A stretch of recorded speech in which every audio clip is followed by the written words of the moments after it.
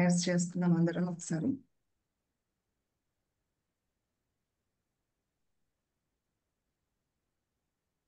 మజ్ఞాంతిమిరాంధస్య జ్ఞానాంజనాశలాకయా చక్షుర్మిళితమేన తస్మై శ్రీగురవే నమః. శ్రీచైతన్యమనోభీష్టం స్థాపితం येन భూతలే స్వయం రూపా కదా మహ్యం దదాతి స్వాపదాంతికం.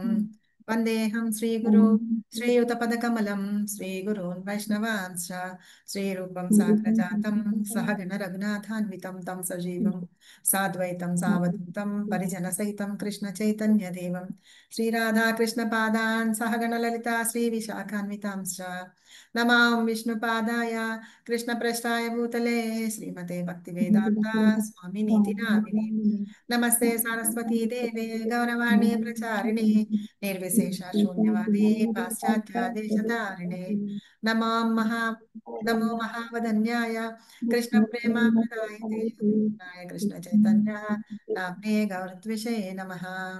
हे कृष्णा करुणा सिंधु दीनबंधो जगत्पते गोपेशा गोपिका करुणा राधा कांता नमोस्तुते तप्त कांचन गौरांगी राधे वृषभानुसुते पाञ्चाकल्पतरुभ्यश्च कृपा सिन्धुभ्येव च पतितानां पावनेभ्यो वैष्णवेभ्यो नमो नमः. जय श्री कृष्ण चैतन्य प्रभु नित्यानंद श्री अद्वैत गदाधार श्रीवासादि गौर भक्त वृंदा. हरे कृष्णा कृष्णा कृष्णा हरे हरे हरे राम राम राम हरे हरे. जय जय श्री चैतन्य जय नित्यानंद जय अद्वैत चंद्र जय गौर भक्त वृंदा. ओम नमो भगवते वासुदेवाय ओम नमो भगवते वासुदेवाय ओम नमो भगवते वासुदेवाय. मूकं करोति वाचालं पंगुं लंघयते गिरिं यत्कृपातमहं वन्दे श्रीगुरुं दीनतारिणं परमानन्दमाधवं శ్రీచైతన్య ఈశ్వరం. యాజ్ యూజువల్ మనము శ్రీకృష్ణ కృపామూర్తి ఏసీ భక్తి వేదాంత స్వామి శ్రీల ప్రభుపాదులకి మన ఇవాళ క్లాస్ అంకితం ఇద్దాము. ఆయన ఇస్కాన్ ఆచార్యులు, సంస్థాపకులు, అంటే అంతర్జాతీయ కృష్ణ చైతన్య సంఘం వ్యవస్థాపకులు, ఆచార్యులు ఆయనకి ఇద్దాము. ఇవాళ మనం చదువుకునే చాప్టరు గుణత్రయ విభాగం.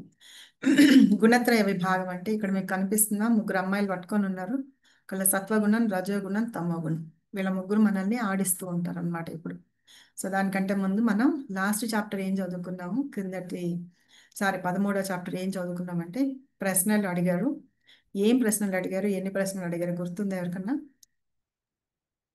హరిబోల్. క్షేత్రం క్షేత్రం గురించి, క్షేత్రజ్ఞుడి గురించి అడిగారు.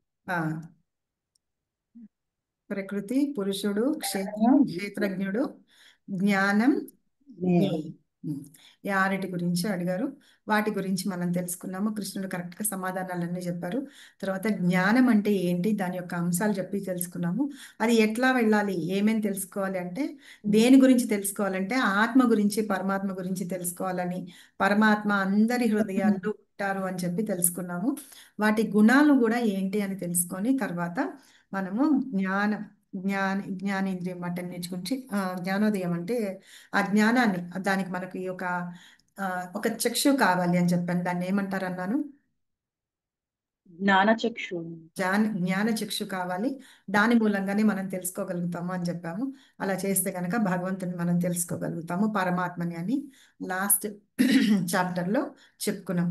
అయితే ఈ చాప్టర్లో మనం చెప్పుకోబోయేది ఏంటంటే 4 పాయింట్స్ చెప్పుకుంటున్నాం యాజ్ యూజువల్గా. ఇదేంటే ట్రాప్ అని పెట్టారనమాట. అంటే ఈ 3 గుణాలు ఏంటంటే మనల్ని ట్రాప్ చేస్తాయట. ఎలా అంటే టీ అంటే 3 గుణాలు చెప్పుకుంటున్నాము. తర్వాత ప్రాముఖ్యత కోసం ఆ గుణాలే పందెం పడుతూ ఉంటాయి అనమాట, ఒకదాంతో ఒకటి పోటీ పడుతూ ఉంటాయి. తర్వాత గుణములలో కర్మలు, ఆ గుణాల్లో మనం ఎలాంటి కర్మలు చేస్తామని, తర్వాత పవిత్ర జీవితాన్ని ఎలా సాగించాలి అనే విషయాన్ని, ఈ 4 విషయాలు ఇవాళ మనం ఈ చాప్టర్లో మనం తెలుసుకుందాం. మూడు గుణాలను తెలుసుకునే ముందు మనం ఏం చేద్దామంటే కాసేపు మాట్లాడుకుందాం. మనకు తెలుసు కదా, మూడు గుణాలు ఉన్నాయని చెప్తున్నాను. ఒకటేమో సత్వగుణము, రజోగుణము, తమో గుణము అని చెప్తున్నాను. అయితే ఏంటంటే ఈ గుణాలన్నీ ప్రతి వాళ్ళు ఒకళ్ళకొకళ్ళు డిఫరెంట్గా ఉంటూ ఉంటారనమాట. అలాగే ఈ గుణాలు కూడా మనతోటి శరీరంతో ఎలా సంబంధంతో ఉంటాయి అని, మళ్ళీ మళ్ళీ అవి మళ్ళీ మనం జీవించడానికి అంటే మన జన్మ తీసుకోవడానికి వాటన్నిటికీ ఆ, సహకరిస్తూ ఉంటాయి అన్నమాట.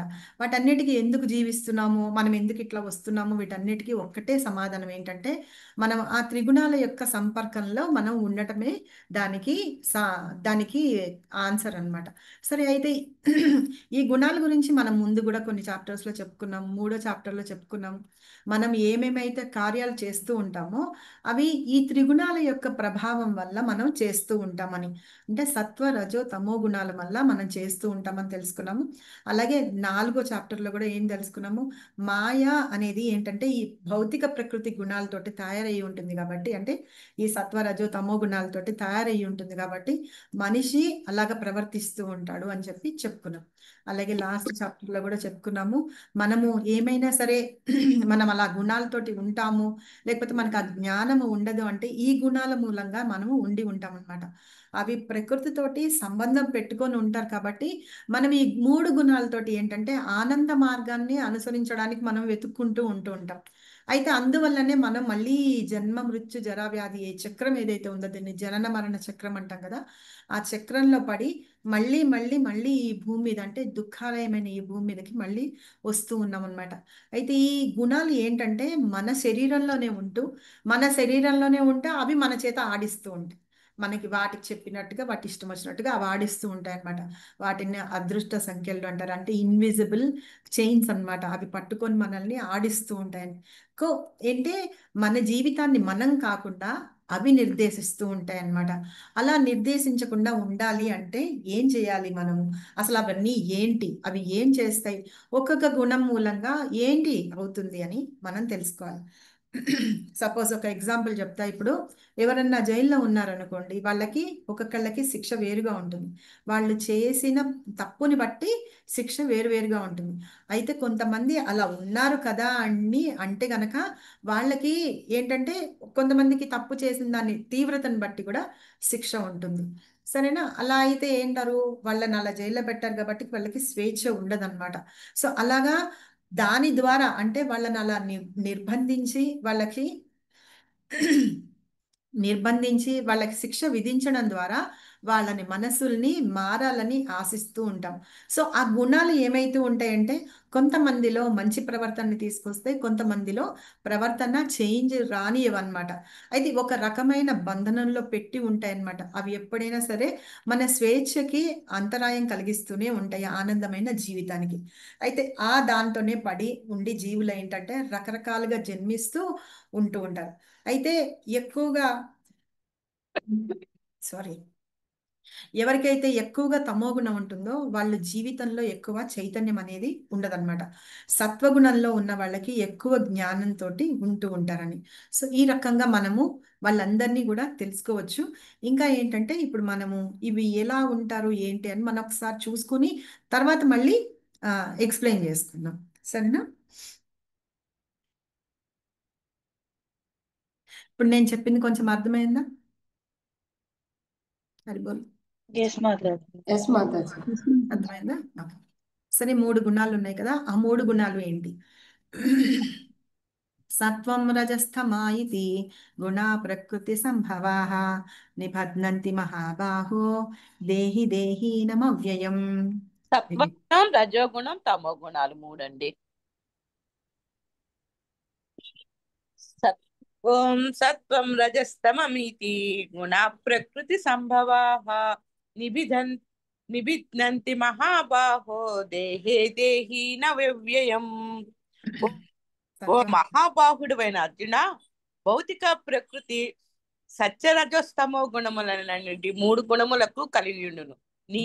నిత్యుడైన జీవుడు ప్రకృతితో సంపర్కమును పొందినప్పుడు ఈ గుణములచే బంధితుడగును. హరే కృష్ణ అండి. ఈ అది అర్జునుడిని మళ్ళీ పిలుస్తున్నారు అనమాట. మహాబాహుడమైన అర్జునుడా అని పిలుస్తున్నారు అనమాట.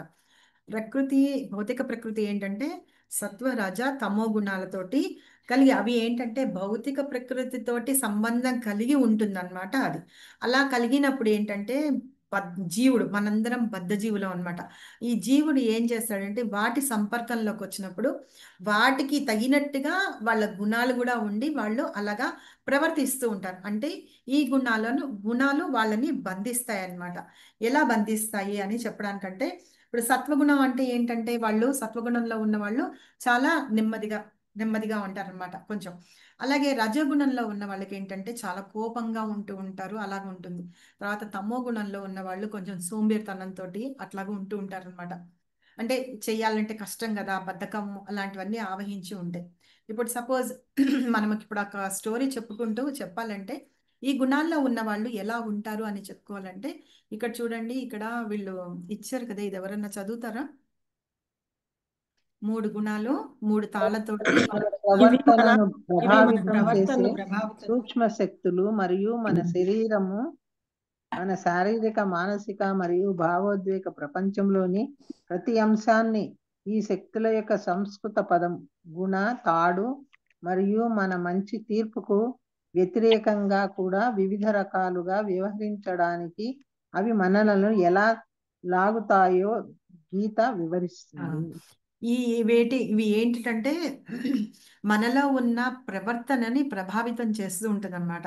ప్రవర్తనని ప్రభావితం చేస్తూ ఈ సూక్ష్మ శక్తులు ఉన్నాయి కదా, వాటన్నిటిని మన శరీరకంగా, మానసికంగా, భావోద్వేగంగా వాటిని ప్రపంచంలోని ప్రతి అంశాన్ని మనకి చెప్తూ, ఇది అంటే ఈ గుణ అనే పదానికి, సంస్కృత పదానికి తాడు అని ఇస్తున్నారు అనమాట. ఇందాక మనం చూసాం కదా, ఆ ముగ్గురు అమ్మాయిలు తాళ్ళతోటి మనల్ని తోలు బొమ్మల ఆటలు చిన్నప్పుడు మనం చూసుకునే వాళ్ళం కదా, అలా అవి మనలో ఉండి ఆ గుణాలు మనల్ని ఆడిస్తూ ఉంటాయి అన్నమాట. ఎలా ఆడిస్తూ ఉంటాయంటే ఇక్కడ చూపిస్తున్న ఒక్కొక్క రంగు ఒక్కొక్క గుణం అన్నమాట. ఒక్కొక్క గుణం. ఈ రంగు తాడు ఏం చేస్తుందంటే మనల్ని బంధించి వాటికి కావాల్సి వచ్చినట్టుగా మనల్ని ఆడిస్తూ ఉంటుంది.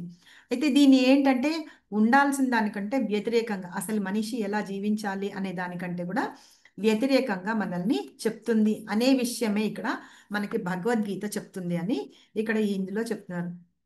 ఇక్కడ ఏం చేస్తున్నారంటే ఇంకోటి శ్లోకం చెప్తున్నారు, కృష్ణుడు చెప్తున్నారు అనమాట. సత్వం సుఖే సంజయతి రజా కర్మణి భారత జ్ఞానమావృత్యతు తమః ప్రమాదే సంజయుచ్యత. సత్వం సంజయతి రజః కర్మాణి భారత జ్ఞానమావృత్యతు తమః ప్రమాదే సంజయత యుత. ఓ భారత వంశస్థుడా, సత్వగుణమున సంజయచ్యుత. హరే కృష్ణ. ఓ భరత వంశస్థుడా, సత్వగుణమున మానవును సుఖమునందు బంధించును, రజోగుణము అతని కామ్యకర్మమునందు బంధించును, తమో గుణము జ్ఞానమును ఆవరించి బుద్ధిహీనత యందు అతన్ని బంధించును. హరే కృష్ణ. Thank you. అయితే ఇందాక మనం చెప్పుకున్న ఆ 3 తాళ్ళు ఏంటట, ఒక్కొక్క తాడు ఒక్కొక్క గుణాన్ని ఒక్కొక్క గుణంతో బంధిస్తుందట. సత్వగుణం అనేది మానవుల్లోని సుఖం అనే దాన్ని బంధిస్తుంది. ఇంకొకటి తాడు రజోగుణం అనేది ఏం చేస్తుందంటే మనిషిలో ఉన్న కామ్య కర్మలందు ఉండి వాటిని బంధిస్తుంటే, తమో గుణం ఏంటంటే మనిషిలో ఉన్న జ్ఞానాన్ని ఆవహించి వాళ్ళ బుద్ధిని వాటన్నిటిని బంధించేస్తుంది అనమాట. అయితే ఇది ఎట్లాగా బంధిస్తుంది అని అంటే, నేను మీకు చిన్న స్టోరీ చెప్తాను. స్టోరీ చెప్తున్నాం మనం, ఇది ఆఫ్ చేసి. ఇప్పుడు సపోజ్ వీళ్ళు ఒక ముగ్గురు ఏం చేస్తారంటే దొంగతనానికి వెళ్తారు ఒక చోటకి. దొంగతనానికి వెళ్ళిన తర్వాత దొంగతనం చేసి ఏం చేస్తారు, ఒకడంటాడు వాళ్ళని, ఇప్పుడు తెలిసిన తర్వాత పోలీస్ కంప్లైంట్లు ఇస్తారు, ఎందుకు వచ్చిన గొడవ, వాళ్ళని చంపేద్దాం అంటాడు. ఒకడంటాడు చంపేద్దాం అంటాడు, ఇంకోడంటాడు ఎందుకు కట్టిపడేద్దాం అంటాడు. సో ఇప్పుడు వీళ్ళల్లో ఎవరు ఏ ఏ గుణాల్లో ఉన్నారు కొంచెం మీరు ఆలోచించండి. అంటే సత్వగుణం మాతాజీ. చంపేద్దాం రజోగుణం తమో గుణంలో ఉన్నాడు. కట్టేద్దామన్నతను తమో గుణంలో ఉన్నాడు. కరెక్ట్. చంపేద్దామన్నతను రజోగుణంలో ఉన్నాడు. చంపేద్దామన్న అతను తమో గుణంలో ఉన్నాడు. కట్టి పడేద్దామన్న అతను తమో రజో గుణం. రజోగుణం. రజోగుణం. ఆ, వాళ్ళని వదిలిపెట్టేద్దాం, మనకు కావాల్సింది ఇప్పుడు మనం దొంగతనానికి వచ్చాం కదా, మనం దొంగతనం చేస్తాం, మనం వెళ్ళిపోదాం అనే అతను తమో గుణంలో ఉన్నాడు అన్నమాట. సరేనా? మాతాజీ ఇంకొకసారి చెప్పండి మాతాజీ. ఇప్పుడు ముగ్గురు ఒకళ్ళ ఇంటికి దొంగతనానికి వెళ్ళారు. ఒకడేమంటాడు, మనకు కావాల్సింది దొంగతనం చేశాం కదా, మనం వెళ్ళిపోదాం అంటాడు. సత్వగుణం. రెండోవాడు అంటాడు, అరే వద్దు, ఎందుకు మనం ఇలా వదిలిపెట్టేసి వెళ్ళిపోతే మళ్ళీ మన వెనకాల పడి పట్టుకొని వాళ్ళు మనల్ని కొడతారేమో చేస్తారేమో, మన వెనకాల వస్తారు, వాళ్ళని కట్టి పడేద్దాం మనం వెనక రాకుండా అంటాడు రెండోవాడు. మూడోవాడు అంటాడు, ఎందుకు వచ్చిన గొడవ, తర్వాత మళ్ళీ పోలీస్ కంప్లైంట్ ఇచ్చినా ఏం చేసినా పోలీసులు మనం పట్టుకున్నా మనం తరిగిపోతాం కదా, వీళ్ళని చంపేసేసి వెళ్ళిపోదాము అంటాడు. ఇప్పుడు ముగ్గురు మూడు రకాల గుణాల్లో ఉన్నారు. సరేనా? వదిలిపెట్టేసి డబ్బులు తీసుకొని వెళ్ళిపోదాము అన్న అతనేమో సత్వగుణంలో ఉన్నాడు. కట్టేసి పడేసి వెళ్ళిపోదాము అన్న అతను రజోగుణంలో ఉన్నాడు. మూడో వాడు చంపేద్దాము అన్న అతను తమో గుణంలో ఉన్నాడు. సరేనా? సరే, ఇంకా ఈజీగా అర్థం చేసుకోవడానికి ఇంకొకటి ఇప్పుడు మన పిల్లలు ఉన్నారు, మనం అందరం సంపాదించేది ఎందుకు? మన పిల్లల కోసం, వాళ్ళ భవిష్యత్తు కోసమే సంపాదిస్తాం. అయితే ఆ పిల్లలు, మనమంతా మన సంపాదనలోనే పడిపోయి మన పిల్లల్ని పట్టించుకోకుండా అయిపోతాం అనుకోండి, వాళ్ళు చివరికి ఎట్లా అవుతారు? చివరికి మన చేతికే అందకుండా అయిపోతారు. తర్వాత వాళ్ళు ఏమంటారు, నేను చెప్పిందే కరెక్ట్, నువ్వు వినమని మన మీదకి తిరగబడతారు. అవునా? ఇప్పుడు చెప్పండి, ఏది సత్వగుణం, ఏది రజోగుణం, ఏది తమో గుణం? తిరగబడడం తమో గుణము. మాట వినకపోవడము రజోగుణము. రజోగుణం. మనం కరెక్ట్ మనం గా వాళ్ళ వదిలేయడం పిల్లల్ని పెంచాలి. మనం పెంచాలి, అది సత్వగుణం, పెంచట్లేదు. సరేనా? సో ఇట్లాగా మనం ఏం చేస్తామంటే, మనం ఇలాంటి తప్పులన్నీ చేస్తూ మన పిల్లల్ని కూడా కరెక్ట్ దారిలో పెట్టట్లేదు అనమాట. అయితే ఈ గుణాలన్నిటికీ కారణాలు ఏంటంటే, మనం చదివే పుస్తకాలు కానీ, లేకపోతే మనం చూసే సీరియల్స్ కానీ, లేకపోతే మనం ఉన్న అసోసియేషన్ కానీ, లేకపోతే మనం ఎక్కువగా ఎవరితోటి మూవ్ అవుతూ ఉంటాం కదా. కొంతమంది ఫ్రెండ్స్ తోటి ఉంటారు, కొంతమంది ఇంట్లో చుట్టాలతోటి వాళ్ళతోటి ఉంటారు, అట్లా ఉంటారు. మనం ఎవరితోటి ఉంటామో వాళ్ళ ద్వారా కూడా మనకి ఇలాంటివన్నీ వస్తాయి. ఇప్పుడు బుక్సే ఉన్నాయి అనుకోండి సపోజ్, అవి మనము ఆధ్యాత్మిక పుస్తకాలు అవి చదువుతుంటే గనక సత్వగుణంలో ఉంటాం. అదే కొంచెం నావెల్స్ అవన్నీ చదువుతూ ఉంటారు కాస్త చాలా మంది, యండమూరి నవల్స్ ఇవన్నీ. మా మా చిన్న కాలంలో మేము స్కూల్కి వెళ్ళేటప్పుడు మా అమ్మ వాళ్ళు అక్కడ పుస్తకాలు రెంట్కి తెచ్చుకొని మరీ చదివేవాళ్ళు, యండమూరి వీరేంద్రనాథ్. సో వాళ్ళందరూ రజోగుణంలో ఉన్నారు. తర్వాత హారర్ స్టోరీస్ చదువుతారు చూసారా, చంపుకునేవి, పొడుచుకునేవి, చచ్చిపోయేవి, రాక్షసులవి, లేకపోతే దెయ్యాలు, భూతాలు కథలు అవన్నీ చదువుతుంటారు చూసారా, వాళ్ళు తమో గుణంలో ఉంటారు. తమో గుణంలో ఉన్న వాళ్ళు ఏంటంటే, అలా వచ్చి వాటి ఇన్ఫ్లుయెన్స్ మీద పడి చేయకూడని పనులన్నీ కూడా చేస్తూ ఉంటారనమాట. అయితే మనము ఎలాగా అంటే, సత్వగుణంలో ఉంటామంటే మనం పొద్దున్నే నిద్ర లేస్తాము, లేచి భగవంతుడికి పూజ చేసుకొని చేస్తూ ఉంటాం. భగవద్గీతలో ఒక చోట ఎలా చెప్తారంటే, భక్తులు అనే వాళ్ళట పొద్దున్నే నిద్రలేస్తారు కదా, ఈ అభక్తులు అనే వాళ్ళు ఏం చేస్తారంటే, ఎప్పుడైతే భక్తులు నిద్రలేస్తారో ఆ టైంకి వీళ్ళు పడుకుంటారట. అర్థమైందా? భక్తులు ఎన్నింటికి లేస్తారు? నెట్ ఆగిపోయిందా మాతాజీ? 3:30, 4 లేస్తారు. మరి బోల్ ఏమైంది మాతాజీ? నెట్ ఆగిపోయింది మాతాజీ, ఇప్పుడు మళ్ళీ స్టార్ట్ వచ్చిందా? వచ్చింది మాతాజీ. ఉంది. ఇప్పుడు ఏంటంటే, నేను ఎక్కడి వరకు చెప్పాను, ఎక్కడి నుంచి వినిపించలా? భక్తులు ఎప్పుడు భక్తులు లేస్తారో అప్పుడు నిద్రపోతారు. ఆ భక్తులు ఎన్నింటికి పడుకుంటారు, ఎన్నింటికి నిద్ర లేస్తారు? మనం మామూలుగా 3:30, 4 గంటలకు మనం నిద్ర లేస్తాం.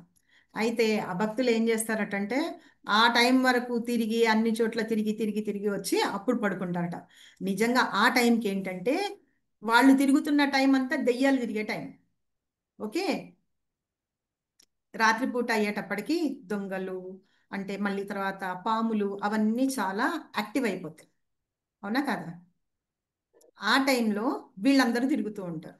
దెయ్యాలు, భూతాలు తిరిగే టైంలో, పాములు, దొంగలు తిరిగే టైంలో, వాటిని యాక్టివ్ అయినప్పుడు వీళ్ళందరూ తిరుగుతూనే ఉంటారు. కానీ భక్తులు ఏం చేస్తారంటే, ఆ టైంలో పడుకొని మామూలుగా మార్నింగ్ 4:30కి అంటే ఆ, బ్రహ్మీ ముహూర్తం అంటారు కదా, ఆ టైంకి లేస్తారనమాట. అదే డిఫరెన్స్ చెప్తున్నారు. దెయ్యాలు భూతాలు తిరిగే టైంలో మనుషులు తిరుగుతున్నారంటే వాళ్ళకి ఎలాంటి లక్షణాలు అలవడతాయి? తమో గుణం రజోగుణం అనే లక్షణాలే అలవడతాయి. కాబట్టి ఏంటంటే భక్తులుగా ఉండాలి అంటే సాత్విక లక్షణాలు కానీ సత్వగుణంలో ఉండాలి అంటే కనుక వాళ్ళు మార్నింగే లేవడము, 3:30 4 కల్లా లేవడము, భగవంతునికి మంగళారతి ఇవ్వడము చేయడము, అలాంటి పనులన్నీ చేస్తూ ఉంటారనమాట. సరే, ఇప్పటి వరకు మీకు అర్థమైందా? ఇది అర్థమైంది జై మాతాజీ. మాతాజీ. అర్థమైంది. ఓకే అండి. అర్థమైంది. నేను ఒక చిన్న స్టోరీ చెప్తాను. అది మనందరికీ తెలిసిన స్టోరీనే. సత్వగుణంలో వాడైతే ఏం చేస్తాడు, తమో గుణంలో ఉన్నవాడైతే ఏం చేస్తాడు, రజగుణంలో ఉన్నవాడైతే ఏం చేస్తాడని చెప్పన్నా. సరేనా? మామూలుగా అందరినీ అన్మ్యూటే పెట్టండి మాతాజీ. మనం చిన్నప్పటి నుంచే చదువుకుంటున్నాము కోతులును క్యాప్. గుర్తుందా? ఒకతను ఒకతను టోపీలు అమ్ముకునే అతను వెళ్తూ ఉంటాడు అడవి వైపు. మధ్యాహ్నం అయిందని చెప్పి ఏం చేస్తాడు, ఒక చెట్టు కింద పడుకుంటాడు. క్యాప్లన్నీ ఒక బ్యాగ్ లో పెట్టుకొని పడుకుంటాడు. కోతులు వస్తాయి, గుంపు కోతులు వచ్చేసి ఏం చేస్తాయి, ఆ టోపీలన్నీ తీసుకొని అవన్నీ పెట్టుకొని వెళ్తే బ్యాగ్ ఖాళీ అయిపోతుంది. అతను లేచి చూసేటప్పటికి ఒక్కొక్క కోతి హరే ఒక్కొక్క కృష్ణ. సారీ మాతాజీ, ఏదో డిస్టర్బెన్స్ వస్తుంది మాతాజీ. పోయి పోయి అని అలా మాతాజీ వస్తుంది. అదిగో అన్మ్యూట్ లో ఎవరో జపం పెట్టుకోండి. చేస్తున్నారు, జపం చేస్తున్నారు. ఉమ్. సో ఇప్పుడు నేను స్టోరీ చెప్పింది అర్థమైందా? మళ్ళీ చెప్పాలా? విసిరేస్తున్నాడు అంతవరకు చెప్పారు. మళ్ళీ కంప్లీట్ చేయలే మాతాజీ. స్టోరీ కంప్లీట్ చేయలే. కంప్లీట్ చేయలేదు, మళ్ళీ చెప్పాలా అని అడుగుతున్నాను. లేదు మాతాజీ, వినపడింది ఇప్పుడు దాకా వినపడింది. అయితే ఆ కోతులు ఏం చేస్తాయి, ఆ బ్యాగ్ ఓపెన్ చేసేసి అందులో ఉన్న టోపీలన్నీ తీసుకొని నెత్తి మీద పెట్టుకొని ఆ వనం అంతా తిరుగుతూ ఉంటాయి. ఇప్పుడు అతను ఏం చేయాలి? మీకు తెలిసిన ఆన్సర్ చెప్పకండి. ఏ గుణంలో ఉంటే అతను ఎవరు ఎలా ప్రవర్తిస్తారని చెప్పండి మీరు. ఇప్పుడు సపోజ్ రజోగుణంలో ఉన్నవాడు అనుకోండి, నిద్ర లేచేటప్పటికి కోతులన్నీ టోపీలు పెట్టుకొని అదంతా చెల్లా చెదురుగా ఇచ్చేసేసాయి. అతని టోపీలు అతనికి కావాలి, పాపం ఎంత పెట్టుబడి పెట్టాడు, అవి అమ్మితేనే అతనికి జీవనం గడుస్తుంది ఆ రోజుకి. అప్పుడు అతను ఏం చేస్తాడు, రజోగుణంలో ఉన్న అతను ఏం చేస్తాడు? కొడతాన్ని భయపడతాడు. ట్రై చేస్తాడు. కొడతాన్ని భయపడతాడు. కొట్టాలని ట్రై చేస్తాడు. కొట్టాలని ట్రై చేస్తాడు. అవి ఇచ్చేస్తే టోపీలు ఇవ్వవు. కానీ అతను ట్రై అయితే చేస్తున్నాడు కదా. కొన్ని కోతులు భయపడితే ఇచ్చేస్తాయి. అవునా? అదే తమో గుణంలో వాటికి తమో గుణంలో కావాల్సిన అంటే ఎన్నో పెట్టి ఆ టోపీలను తీసుకుంటాడు. అరటిపండు చూపించి తీసుకుంటాడు. సత్వగుణంలో అంటే తమో గుణంలో అన్న అతను ఏం చేస్తాడు, కొడతాడు. తమోగుణం రజగుణంలో మరి కొడతానని బెదిరిస్తాడు. రజగుణంలో బెదిరిస్తాడు అంటే అది కొడుతుంటే ఈయన కొడుతుంటే కోతి కొట్టించుకుంటుందా? అంటే రాయి విసురుతాన్ని భయపడతాడు. ఏమైనా చేయాలని ట్రై చేస్తాడు.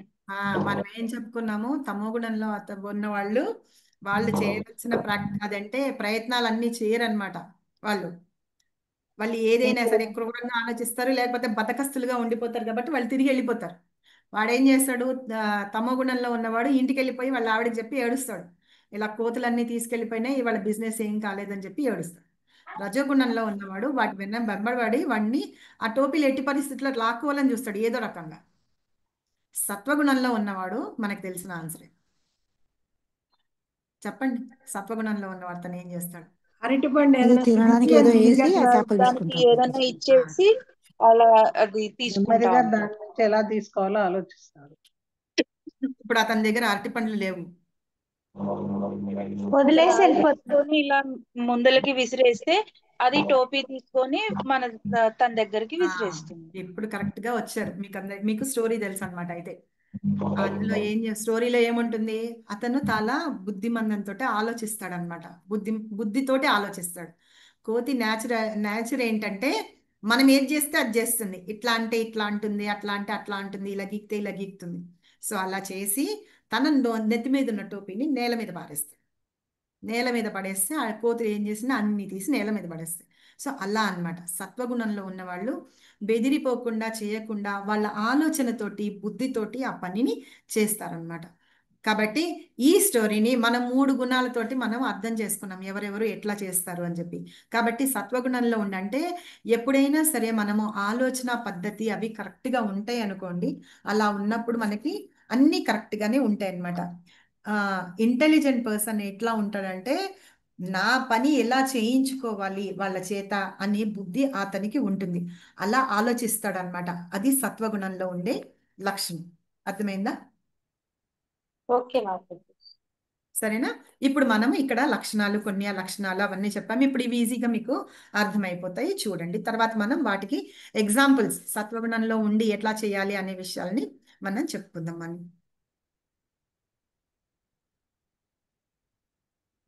ఇప్పుడు ఈ ఆడిస్తున్నాయి కదా, సత్వ రజో తమో గుణాలు ఆడిస్తున్నాయి కదా. మనం క్రింద శ్లోకంలో ఏం చెప్పుకున్నాం? మనకి సత్వగుణంలో ఉన్న వాళ్ళని ఉన్నారంటే వాళ్ళని సుఖాన్ని బంధిస్తుందని. తర్వాత రజోగుణంలో అతన్ని కామ్య కర్మల్ని బంధిస్తుంది. తమో గుణంలో ఉన్న వాళ్ళని జ్ఞానం ఆవరించి వాళ్ళని బుద్ధిహీనుల్ని చేస్తుంది అనమాట. ఇప్పుడు అందరిని మ్యూట్ చేసేయండి కాస్త. బుద్ధిహీనుల్ని చేస్తుంది అనమాట, వాళ్ళ జ్ఞానాన్ని ఆవరించి. సో ఇట్లాగా అవి ఆడిస్తూ ఉంటాయి. ఇప్పుడు ఇది సత్వగుణంలో మనం ఏం చేస్తూ ఉంటే, మన కార్యాచరణ ఇక్కడ చేస్తూ ఉంటే సత్వగుణంలో ఎలా ఉంటుంది, రజోగుణంలో ఎలా ఉంటుంది, తమో గుణంలో ఎలా ఉంటుంది అని ఇక్కడ ఈ టేబుల్లో ఎక్స్ప్లెయిన్ చేశారు. ఒక్కొక్కటి చదవండి. సో అందరికీ ఛాన్స్ వస్తుంది. ఫస్ట్ పుస్తకాల గురించి చదవండి. ఎవరన్నా హరిప ఎవరన్నా ఒకళ్ళని మీరు అన్మ్యూట్ చేయండి మాతాజీ.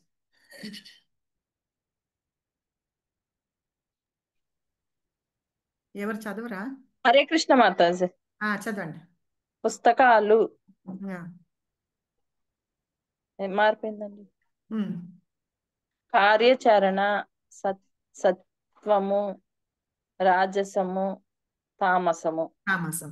అంటే కార్యాచరణ అంటే మనం ఏం పని చేస్తాం అది సత్వగుణంలో ఎలా ఉంటుంది, రజోగుణంలో ఎలా ఉంటుంది, తమో గుణంలో ఎలా ఉంటుంది అని చెప్తున్నారు. ఇప్పుడు పుస్తకాలు చదువుతాం అనుకోండి, అప్పుడు వాళ్ళు ఎలా ఉంటారు? ప్రేరణాత్మక జీవిత చరిత్ర, థ్రిల్లర్, నవళ్ళు, సైన్స్ ఫిక్షన్.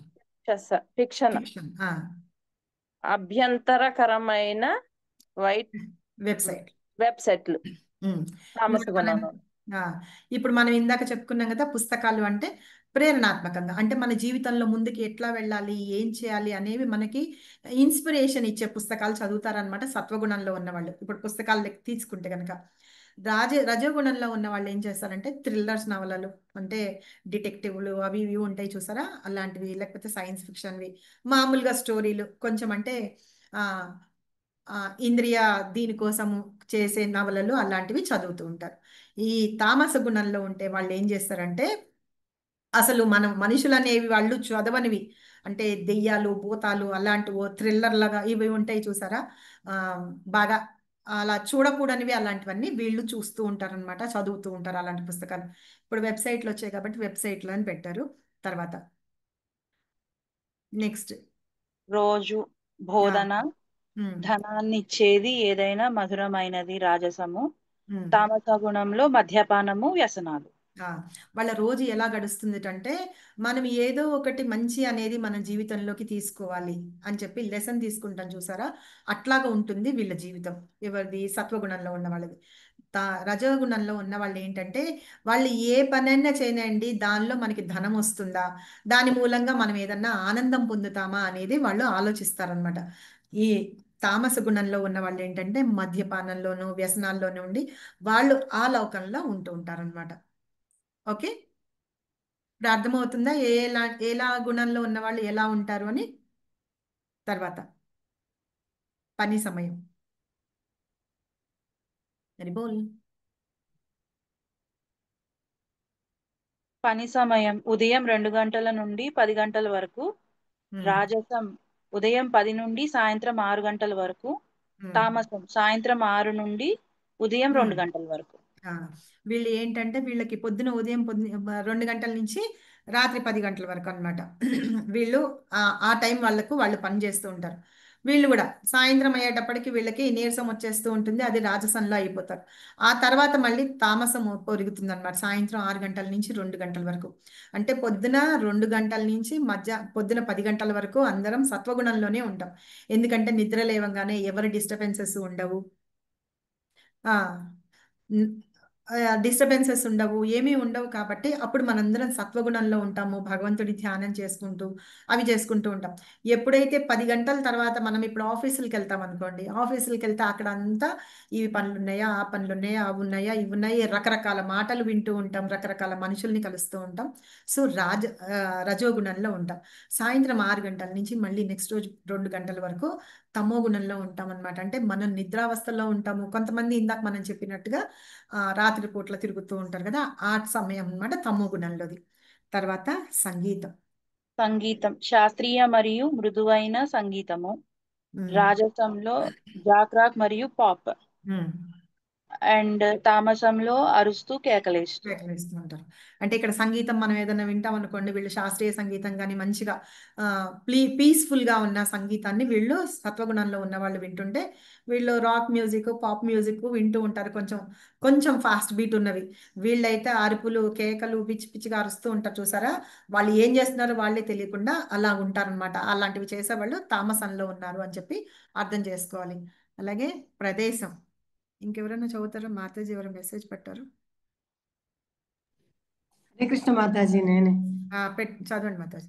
కార్యాచరణ ప్రదేశం. ఆ. సత్వం ఉద్యానవనాలు, అడవులు. ఉమ్, రాజసం పట్టణపు వాతావరణం. ఉమ్, తామసం పబ్బులు, నైట్ క్లబ్లు. నైట్ క్లబ్లు.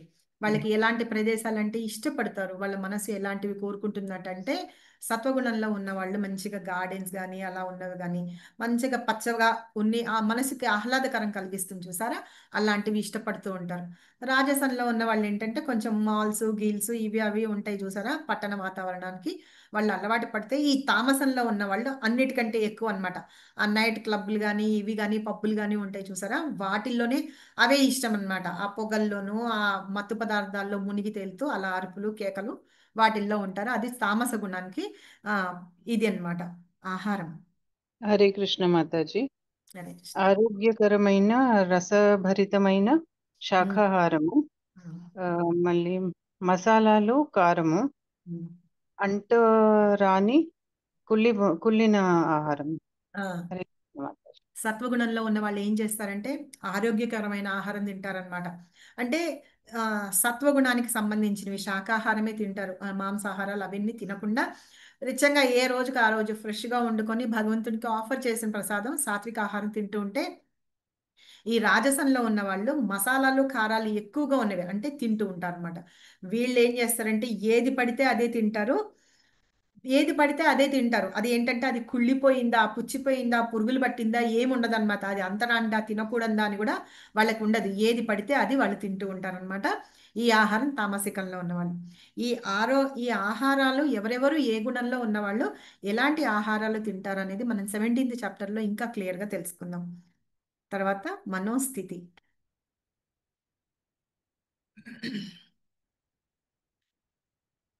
ఎవరు చదువురా?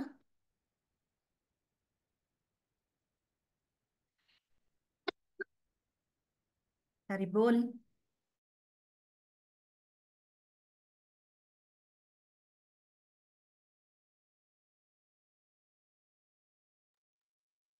హరే కృష్ణ మాతాజీ, నిజమేనా? హలో. కార్యాచరణ మనోస్థితి. ఆనందకరమైన జ్ఞానవంతమైన సత్వగుణం. రాజసగుణం ఉద్రేకరమైన అత్యాస. తామస గుణం సోమరితనం, మందమతిగల ఆధ్యాత్మిక పురోగతి సాధించడానికి చాలా అయిష్టంగా ఉంటుంది. సాధించడానికి చాలా ఇష్టంగా ఉంటుంది. వీళ్ళ మనోస్థితి వాళ్ళు ఎలా ఉంటుందంటే మెంటల్ ఇది ఎలా ఉంటుందంటే వీళ్ళు చాలా ఆనందంగా ఉంటారు, జ్ఞానంగా ఉంటారు. ఎందుకంటే మంచి మంచి స్క్రిప్చర్స్ చదువుతారు. వాళ్ళ జ్ఞానం తెచ్చుకోవడానికి వాళ్ళ జీవితంలో ముందు పురోగతి ఎలా అవ్వాలి అనే వాటిని గురించి చదువుతారు. కాబట్టి వాళ్ళు చాలా ఆనందంగా జ్ఞానవంతంగా ఉంటారు. రెండో రకం వాళ్ళకి వచ్చేటప్పటికి వాళ్ళు ఉద్రేకం అన్నమాట. వీళ్ళు మసాలాలు కారాలు తింటూ ఉంటారు కదా, వాళ్ళకి కోపం ఎక్కువ ఉంటుంది, అత్యాస అలాంటివన్నీ ఎక్కువ ఉంటూ ఉంటాయి అనమాట. అందుకని ఇందాక ధన సంపాదన అవన్నీ కూడా పెట్టారు కదా, వాళ్ళకి చాలా ఇంకా కావాలి ఇంకా కావాలని అలాంటి అత్యాసలు కూడా ఉంటాయి. ఇంకా తామస గుణంలోకి వచ్చేప్పటికి వాళ్ళు ఏం చేస్తారంటే సోమరిపోతులు. వాళ్ళు ఏం పని చేయరు, ఏం చేసినా మందమతిలాగా ఉండి వాళ్ళకి ముందుకు వెళ్ళడానికే కాదు, ఎక్కడున్నామా అంటే అక్కడే ఉంటారనమాట. పైగా ఏంటంటే భగవంతుడు అలాంటి ఇలాంటివన్నిటికీ వాళ్ళకి అయిష్టంగా ఉంటారు, వాటికి దూరంగా ఉంటూ ఉంటారనమాట వీళ్ళు. ఎవరంటే తామసింకంలో ఉన్నవాళ్ళు. ఇప్పుడు ఈ 3 గుణాలు ఏంటి అని ఇక్కడ ఒకటి చెప్పారు.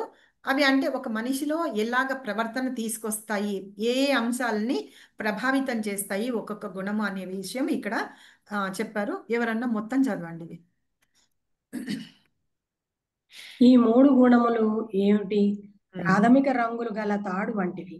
మన జీవితంలోని ప్రతి అంశాన్ని ప్రభావితం చేసే లక్షణాలు. వ్యక్తిత్వం, ప్రవర్తన, జీవన విధానం వైపు వివిధ స్థాయిల్లో మనల్ని ప్రభావితం చేస్తుంది. శారీరకంగా, మానసికంగా, భావోద్వేగంగా. మీ 3 గుణాలు ఏంటన్నాము? ఈ తాడు యొక్క 3 రంగులు అన్నాం కదా, ఇవే మనలో ఉండి మన చేత ఆడిస్తూ ఉంటాయి అన్నమాట. మనలో ప్రతి అంశాన్ని ప్రభావితం చేస్తాయి. ఎట్లా అంటే మన వ్యక్తిత్వంలో కానీ, మనం ప్రవర్తించే ప్రవర్తనలో కానీ, అంటే క్యారెక్టర్ అంటాము, తర్వాత మనం చేసే యాక్టివిటీస్లో కానీ, తర్వాత అవి ఏంటంటే జీవన విధానం, మనం ఎలా జీవిస్తామో అనే విధానాన్ని కూడా అవి మార్పు చేస్తూ ఉంటాయి. అలాగే శారీరకంగా కూడా వాళ్ళల్లో మార్పు ఉంటుంది, మానసికంగా కూడా మార్పు ఉంటుంది, భావ ఉద్వేగాల్లో కూడా మార్పు ఉంటుంది. ఇందాక మనము ఆ ముగ్గురు దొంగలు వాళ్ళది చూసాం కదా, వాళ్ళు ఒకళ్ళు ఏం చేస్తున్నారు, ఒకరిని చంపేయమంటున్నారు, ఇంకో అతను కట్టేయమంటున్నాడు, అతనేమో వదిలిపెట్టి వెళ్ళిపోమంటున్నారు. వీళ్ళల్లో మానసికంగాను శారీరకంగాను ఆ ఉద్వేగాల్లో కూడా మార్పు కనిపిస్తూ ఉంటుంది అనమాట. అలాగే వ్యక్తిగతంగా వాళ్ళు చేసే ప్రవర్తనలో కూడా ఈ విధంగా 3 గుణాల ద్వారా మార్పులు ఉంటాయి అని చెప్తున్నారు. అయితే ఈ 3 గుణాల్లో మార్పులు ఉన్న వాళ్ళు ఎట్లా ఏమేం చేస్తారు అనేది ఇక్కడ చెప్పారు. ఒక్కొక్కళ్ళు ఒక్కొక్క గుణం చదవండి. హరిబోల్. శ్రీకృష్ణ మాతాజీ, నేను చదవాల మాతాజీ. సత్వం, చదవండి మొత్తం చదవండి. సత్వం 3 గుణములు 6 to 9. సత్యము పరమాత్మ యొక్క ఆదేశాన్ని అనుసరించడానికి స్వయం సంతృప్తి కలిగి ఉంటారు. రజోగుణం దగ్గరగా మాట్లాడాలనే అతని కోరిక, మరి అతను పరమాత్మను యొక్క స్పందనను వినలేడు. తామసం అతను చాలా జడంగా అజ్ఞానములో మరియు పరమాత్మ సందేశాన్ని వినడానికి సిద్ధంగా ఉండడు. కరెక్ట్. ఇందాక మనం చెప్పుకునేవే. థ్యాంక్ యూ ప్రభు. మనం ఇందాక చెప్పుకునేవే అనమాట. ఈ తామస గుణంలో ఉండే వాళ్ళు ఏంటంటే అజ్ఞానంలో పడి ఉంటారు, జడంగా ఉంటారు. అంటే నువ్వు వాడు ఏమన్నా చేస్తారా, చంపి పడేయాలా అట్లా ఉంటారు, లేదంటే సైలెంట్గా నోరు మూసుకొని ఒక పక్కన ఎక్కడ ఉన్నామంటే అక్కడ ఉంటారు అనమాట. వాళ్ళు భగవంతుడు ఏం చెప్తున్నాడు వాడికి అసలు అవసరమే లేదు, అసలు మన నాస్తికుడిగా ఉంటారనమాట. వాళ్ళు ఎలాంటివి పట్టవు. ఈ రాజసంగా ఉండే వాళ్ళు ఏంటంటే, మనం లాస్ట్ చాప్టర్లో చదువుకున్నాం, అందరి హృదయాల్లో పరమాత్ముడు ఉంటాడని. వీళ్ళు ఏంటంటే ఎప్పుడు వాళ్ళు చెప్పిందే గెలవాలి అనుకుంటూ పెద్ద పెద్దగా అరుచుకుంటూ మాట్లాడుతూ చేస్తూ ఉంటారు తప్పించి పరమాత్మ యొక్క మాటని వాళ్ళు వినిపించుకోరు అనమాట. ఇప్పుడు అర్థమైందా మాతాజీ? నన్ను క్వశ్చన్ అడిగారు కదా, మనం ఎందుకు ఇలా ఉంటాము, పరమాత్మ మన మనసులో ఉంటాడు కదా, ఆయన మనకి దారి చూపించడం. అంటే మనం రాజసంలో ఉన్నాం, సత్వగుణంలోకి ఇంకా రాలేదు. అట్లీస్ట్ తామసం నుంచి మనం రజోగుణంలో కూర్చోం. కానీ ఈ రజోగుణంలో ఏంటంటే మనం పరమాత్మ యొక్క మాట వినకుండా మన పనిలో మనం ఉన్నాం కాబట్టి మనం అలా ఉన్నాం అన్నమాట. ఇప్పుడు సత్వగుణంలోకి వచ్చేటప్పటికి ఏంటంటే పరమాత్మ మన శరీరంలో ఉన్నాడని తెలుసుకొని మనం చాలా జాగ్రత్తగా ఉంటూ ఆయన చెప్పినట్టుగా వింటూ భగవంతునికి తృప్తి కలిగే పనులు మాత్రమే మనం చేస్తూ ఉంటారనమాట సత్వగుణంలో ఉన్నవారు. ఇది ముగ్గురికి డిఫరెన్స్. అయితే ఇవి 3 ఏం చేస్తాయంటే ఎప్పుడు నేను గొప్ప అని అంటే నేను గొప్ప అని ఇవి 3 ఎప్పుడు పోటీ పడుతూ ఉంటాయి అనమాట. సత్వగుణము, రజోగుణము, తమోగుణం. అందుకనే ఇట్లా చూపించారు, నేను గొప్ప అంటే నేను గొప్ప అని చెప్పేసి. ఇక్కడ ముగ్గురు తాళ్ళు పట్టుకొని లాగుతున్నారు చూసారా, అలాగా ఆ ప్రాముఖ్యత కోసం అవి ఎప్పుడు పోటీ పడుతూ ఉంటాయట. ఆ ప్రాముఖ్యతని ఎలా గుర్తించాలి అని అంటే గనక రజస్తమశ్చాభివిభూయ సత్వభవతి భారత, రజస్తత్వం తమశ్చైవ తమస్తత్వం రజస్తదా. హరిబోల్. చదవండి. రజస్తమశ్చాభిభూయ సత్వభవతి భారత, రజసత్వం తమశ్చైవ తమసత్వం రజస్తదా. ఓ భరత వంశస్థుడా, కొన్ని మార్లు రజోస్తమో గుణములను జయించి సత్వగుణము ప్రబలమగుచుండెను. మరికొన్ని మార్లు రజోగుణము సత్వ తమో గుణములను జయించుచుండును. మరికొన్ని మార్లు తమో గుణము సత్వ రజోగుణములను జయించుచుండును. ఈ విధముగా గుణముల నడుమ ఆధిపత్యము కొరకు సదా పోటీ జరుగుచుండును. హరే కృష్ణ మాతాజీ. హరే కృష్ణ. Thank you Mataji. ఇవి ఏంటంటే ఇక్కడ చూపించారు కదా 1, 2, 3 నేను ఫస్ట్ అంటే నేను ఫస్ట్, నేనే ఫస్ట్ రావాలి అని చెప్పి ఇవి మూడు కూడా ఒకటితో ఒకటి పోటీ పడుతూ ఉంటాయట. ఎప్పుడంటే ఇప్పుడు రజో తమో గుణాలని జయించడానికి సత్వగుణం పోటీ పడుతుంది. అది ఫస్ట్ ప్లేస్లోకి రావాలనుకుంటుంది. అలాగే కొన్నిసార్లు రజోగుణము సత్వగుణాన్ని ఓడించి తమో గుణం నేను ఫస్ట్ ప్లేస్లోకి రావాలనుకుంటుంది. మరికొన్ని మార్లు తమో గుణాన్ని సత్వగుణాన్ని ఓడించి రజోగుణము తను ఫస్ట్ ప్లేస్లోకి రావాలనుకుంటుంది అనమాట. ఇలా ఒక్కొక్క గుణము వాటి ఆధిపత్యాన్ని చూపిస్తూ ఆ గుణాల నడుమ వాటి కొరకు అవి పోరాడుకుంటూ ఉంటూ ఉంటాయని ఈ శ్లోకం అన్నమాట. తర్వాత ఇప్పుడు ఒకవేళ సత్వగుణము ఆధిపత్యంలోకి వచ్చింది అనుకోండి, అంటే అది ఆధిపత్యాన్ని చలాయిస్తుంది. వేటి మీద? రజోగుణం మీద, తమో గుణం మీద ఆధిపత్యం చలాయిస్తుంది. అప్పుడు ఎట్లా ఉంటుంది అని అంటే ఇలాగా భగవంతుని మీద ధ్యానంతో, అంటే వాళ్ళు సాత్వికంగా ఉంటారు కదా అప్పుడు అన్నమాట. వాళ్ళు ఎలా ఉంటారు? భగవంతుని యొక్క భక్తుల యొక్క అసోసియేషన్లో ఉంటూ ఉంటారు. వాళ్ళు ఏం చేస్తారు? పొద్దున్నే నిద్ర లేవడము, మంగళారతి చేయడము, జపం చేసుకోవడము, అలా చేస్తూ ఉంటే గనక వాళ్ళ మనస్సు కూడా స్ట్రాంగ్ అవుతుంది అనమాట. అప్పుడు వాళ్ళు ఏమైనా సరే, ఇప్పుడు మనం గుణాల గురించి చెప్పుకుంటున్నాం. మన గుణాలు కూడా ఏంటంటే మనం తినే ఆహారాన్ని బట్టి కూడా ఆ గుణాల మధ్య భేదాలు ఉంటూ ఉంటాయి అన్నమాట. ఇందాక మనం చెప్పుకున్నాం, వాళ్ళు రజోగుణంలో ఉన్న వాళ్ళు చాలా మసాలాలు కారాలు తింటూ ఉంటారని. అలాగే మనము సాత్వికంగా అంటే ఎంతవరకు కావాలి, ఉప్పు కానీ కారాలు కానీ మసాలాలు కానీ ఎంతవరకు కావాలి వేసుకొని తినేది కూడా మనకి దోహదపడుతుంది అనమాట. మనలో ఎలాంటి గుణాన్ని పెంపొందించుకోవాలి అంటే అది కూడా దోహదపడుతుంది. ఆహార శుద్ధం సత్వశుద్ధి అన్నారు. ఎప్పుడైతే ఆహారము శుద్ధిగా ఉంటుందో మనలో ఉన్న ప్రతి చర్య కానీ మన కాన్షియస్ కానీ చాలా శుద్ధిగా ఉంటుందన్నమాట. ఇప్పుడు ఇందాక మనం చదువుకున్నట్టుగా మసాలాలు కారాలు అవి ఎక్కువ తింటూ ఉంటారనుకోండి, వాళ్ళకి కోపాలు అవన్నీ ఎక్కువ ఉంటాయి. లేదు, మనం ఎంత కావాలో అంతవరకు మన భోజనంలో కూడా అలా పెట్టుకుంటూ ఉంటే కనుక అలా ఉంటుంది. ఇంకొకటి ఏంటి, మనము 3rd చాప్టర్లో చెప్పుకున్నాము భగవంతుడికి ఆహారాన్ని నైవేద్యం పెట్టి తీసుకోవాలి అని. ఎవరైతే అలా పెట్టారో వాళ్ళు ఎవరని చెప్పుకున్నాము? చోరులు అని చెప్పుకున్నాం. కాబట్టి ఏంటంటే అలా చేసేది కూడా ఒక తప్పు అని కూడా చెప్పుకున్నాం.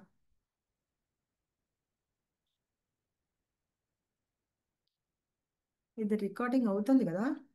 హరే కృష్ణ. అవుతుంది, గ్రూప్లో పెడతాం. అయితే మనం తీసుకునే ఆహారాన్ని కూడా భగవంతుడికి ఆఫర్ చేస్తాం కదా, అది తినేది కూడా ఎట్లా అంటే సాత్వికంగా. భగవంతుడు ఎన్నెన్ని అంటే మనం చిన్నప్పుడు చదువుకున్నాం, ఓమ్నివర్స్ కార్నివర్స్ అని చదువుకున్నాం కదా, మన దంతాలను బట్టి కూడా మనకి ఆహారాన్ని ప్రిస్క్రైబ్ చేయబడి ఉందన్నమాట.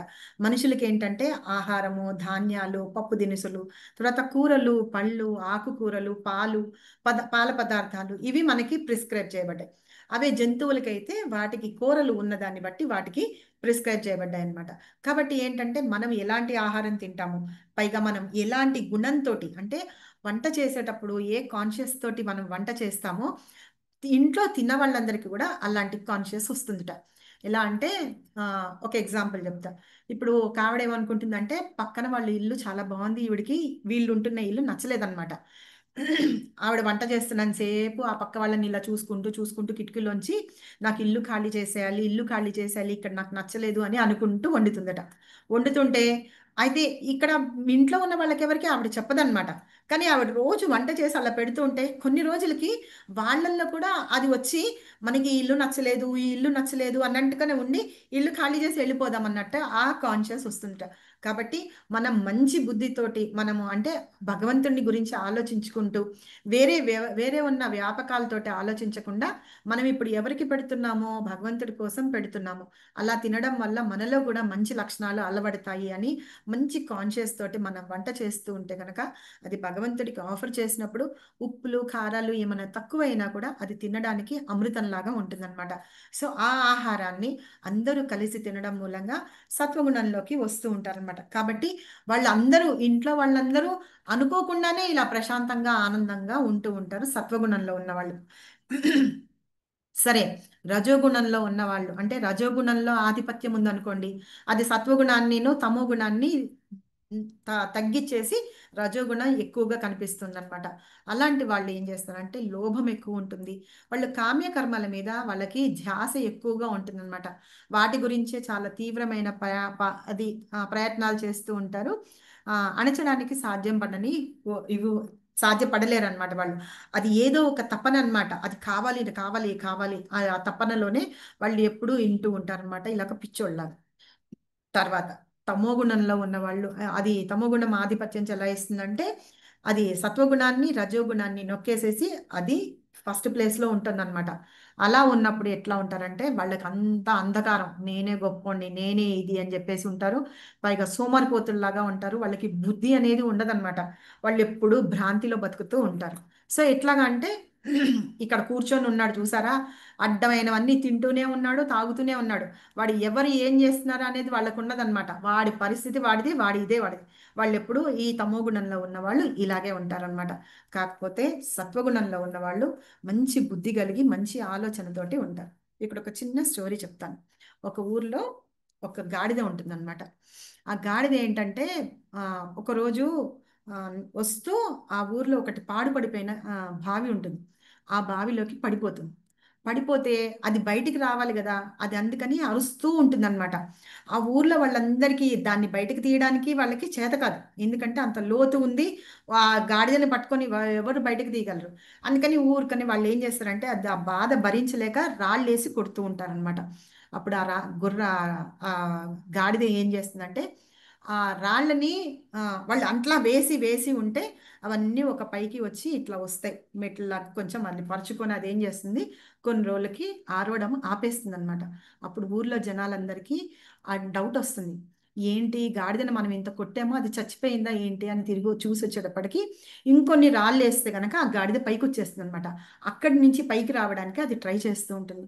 కాబట్టి ఏంటంటే సత్వగుణంలో ఉంటూ మనం ఎప్పుడైనా సరే మన బుద్ధిని అనేది మనము ప్రయోగించామనుకోండి, అప్పుడు మనం కరెక్ట్గా మనం చేరాల్సిన దారికి అంటే లక్ష్యానికి మనం చేరగలుగుతాం అన్నమాట. అర్థమైందా స్టోరీ నేను చెప్పింది? హరిబోల్ అన్మ్యూట్ చేస్తేనేమో డిస్టర్బెన్స్ వస్తుంది, ఇప్పుడు మ్యూట్ చేస్తేనేమో మాట్లాడలేరు. అన్మ్యూట్ లోనే ఉన్నారు మాతాజీ. అవునా? అంటే నేను స్టోరీ అర్థం కాలేదా మీకు ఎవరికి? రెస్పాండ్ అవ్వట్లేదు, అర్థమైంది. ఓకే, ఇక్కడ నెక్స్ట్ స్లైడ్ చదువుతారా?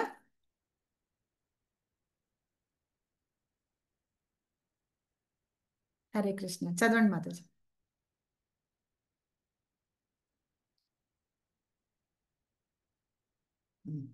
ప్రసన్న మాతాజీ చదవండి, అన్మ్యూట్ చేసాను. సత్వం, రాజసం, తామసం. సత్వంలో ఆనందం జ్ఞానం పాపముల నుండి ముక్తి. రాజసం అపరిమిత కోరికలు మరియు కోరికలు బలవంతమైన చర్యలు. తామసం పిచ్చి, ఉదాసీనత, నిద్ర. సత్వం జ్ఞానం ద్వారా ప్రకాశించే శరీర ద్వారాలు. రాజసం గొప్ప బంధం, బలవంతమైన కార్యాచరణ, తీవ్రమైన ప్రయత్నం, అనియంత్రిక కోరిక మరియు కాంక్ష. తామసం చీకటి, జడత్వం, పిచ్చి మరియు భ్రమ. సత్వం మరణాంతరం గొప్ప ఋషుల యొక్క ఉన్నత గ్రహాలను పొందుతారు. రాజసం మరణం తర్వాత బలవంతమైన కార్మికుల్లో జన్మింతురు. తామసం మరణం తర్వాత జంతు రాజ్యాన్ని పొందుతారు. హరే కృష్ణ. Thank you Mataji. ఇప్పుడు సత్వగుణంలో ఉన్న వాళ్ళు ఎట్లా ఉంటారటంటే ఆనందంగా ఉంటారు, జ్ఞానంతో ఉంటారు, పాపాల నుండి విముక్తి పొందిన వాళ్ళై ఉంటారు. రాజసంలో ఉన్న వాళ్ళకి ఇంకా కోరికలు తీరవన్నమాట, ఒకదాని తర్వాత ఒకటి ఒకదాని తర్వాత ఇంకా కోరికలు వస్తూనే ఉంటాయి. అవి వాళ్ళు దానికోసం వాళ్ళు పాటు పడుతూనే ఉంటారు. తర్వాత ఇక్కడ తామసంలో ఉన్న వాళ్ళు ఏంటంటే పిచ్చిగా ఉంటారు, ఎప్పుడు నిద్రమత్తులో ఉంటూ ఉంటారు. వాళ్ళకి ఏం కావాలో వాళ్ళకే తెలియదు, ఏది పడితే అది చేస్తూ ఉంటారు. ఇక్కడ వీళ్ళు సత్వగుణంలో ఉన్న వాళ్ళు జ్ఞానం కోసమే ఆ ప్రకాశించే శరీర ద్వారాలు అంటే మన ఈ శరీరం నవపుర ద్వారం అంటాం కదా, వాళ్ళంటే జ్ఞానం కోసమే వాళ్ళు బతుకుతూ ఉంటారనమాట. తర్వాత భగవంతుని జ్ఞానాన్ని ధామాన్ని చేరడానికి వాళ్ళు ప్రయత్నిస్తూ ఉంటారు. గొప్ప ఇదేంటంటే రాజసంలో గొప్ప బంధం అంటున్నారు, ఫలవంతమైన కార్యాచరణ. వాళ్ళు ఏ పని చేసినా ఏంటంటే వాళ్ళు రిజల్ట్ కోసం ఆలోచిస్తూ ఉంటారు, దానికోసం తీవ్రంగా ప్రయత్నం చేస్తూ ఉంటారు. ప్రభుపాద ఏమంటారంటే గాడిదలాగా అన్నమాట. గాడిదకి ముందు క్యారెట్ కట్టి తీసుకెళ్ళి చేయిస్తూ ఉంటారట. అంటే అది గాడిద ఏమనుకుంటుంది, ఆ క్యారెట్ దొరుకుతుంది దొరుకుతుంది దొరుకుతుంది అని చెప్పేసి దాని మీద ఎంత బరువు మోసినా వెళ్ళిపోతూనే ఉంటుంది అనమాట. చివరికి అది దానికి దొరకదు. వీళ్ళు కూడా అట్లాగే ప్రయత్నిస్తూ ప్రయత్నిస్తూ అనంత్రియత, ఆ కోరిక అనేది తీరకుండా ఆ కాంక్ష అనేది అలాగే ఉండిపోతాయి అన్నమాట వీళ్ళకి, రాజసంలో ఉన్న వాళ్ళకి. తర్వాత తామసంలో ఉన్న వాళ్ళకి జడత్వం ఉంటారు, పిచ్చిలాగా ఉంటారు, వాళ్ళు ఎప్పుడు భ్రమలోనే ఉంటూ ఉంటారు. ఇక్కడ సత్వగుణంలో ఉన్న వాళ్ళు మరణిస్తే గనక ఎక్కడికి వెళ్తారంటే ఉన్నత గ్రహాల దగ్గరికి, ఉన్నత గ్రహాల్లోనూ వాటిల్లో వస్తారు, అక్కడికి వెళ్తారని. తర్వాత రాజసంలో ఉన్న వాళ్ళు చనిపోతే గనక కార్మికుల్లాగా పుడతారు అని చెప్తున్నారు. అంటే కార్మికులు అంటే కర్మ చేయడానికే మళ్ళీ పుడుతూ ఉంటారు అని. తర్వాత వీళ్ళు తామసంలో ఉన్న వాళ్ళు చాలా నీచమైన అధలోకాల్లో నీచమైన యోనుల్లో పుడుతూ ఉంటారని చెప్తున్నారు. ఈ త్రిగుణాల యొక్క వాళ్ళ చర్యలు ఎలా ఉంటాయి అని అంటే, దానికంటే ముందు ఇందాక మనం ఏమన్నాము, వాళ్ళు ఎక్కడికి వస్తారు, భూలోకంలో పుడతారు రాజసంలో ఉన్నవాళ్ళు. సత్వగుణంలో ఉన్న వాళ్ళు పై లోకాల్లో పుడతారు. బ్రహ్మ ఇది అనమాట, బ్రహ్మ ఉన్నారు ఇక్కడ కనిపిస్తుంది కదా, బ్రహ్మ ఆయనది సత్యలోకం అన్నమాట. ఆయన ఉండే ప్రదేశాన్ని సత్యలోకం అని అంటారు, బ్రహ్మలోకం అంటారు. వీటిని ఊర్ధ్వలోకాలు అంటారు. ఈ లోకాల్లో దేనిలోనైనా పుడతారు. అయితే తమో గుణంలో ఉన్న వాళ్ళు ఏం చేస్తారంటే ఈ కింద ఉన్నాయి కదా, భూమి కింద అతల సుతల, అతల వితల సుతల తలాతల మహాతల రసాతల పాతల, ఈ ఈ లోకాల్లో వేటిల్లో అయినా పుడతారనమాట వాళ్ళు. దాని గురించి ఇక్కడ శ్లోకం ఉంది, చదువుదాం. ఊర్ధ్వం గచ్చంతి సత్వస్థా మధ్యే తిష్టంతి రాజసః జఘన్యా గుణ వృత్తిస్థా అదో గచ్చంతి తామసాః. హరి బోల్. హరే కృష్ణ. ఎవరు చదవరా? నేను హరే కృష్ణ మాతాజీ, నాకు ఓపెన్ అవ్వట్లేదు.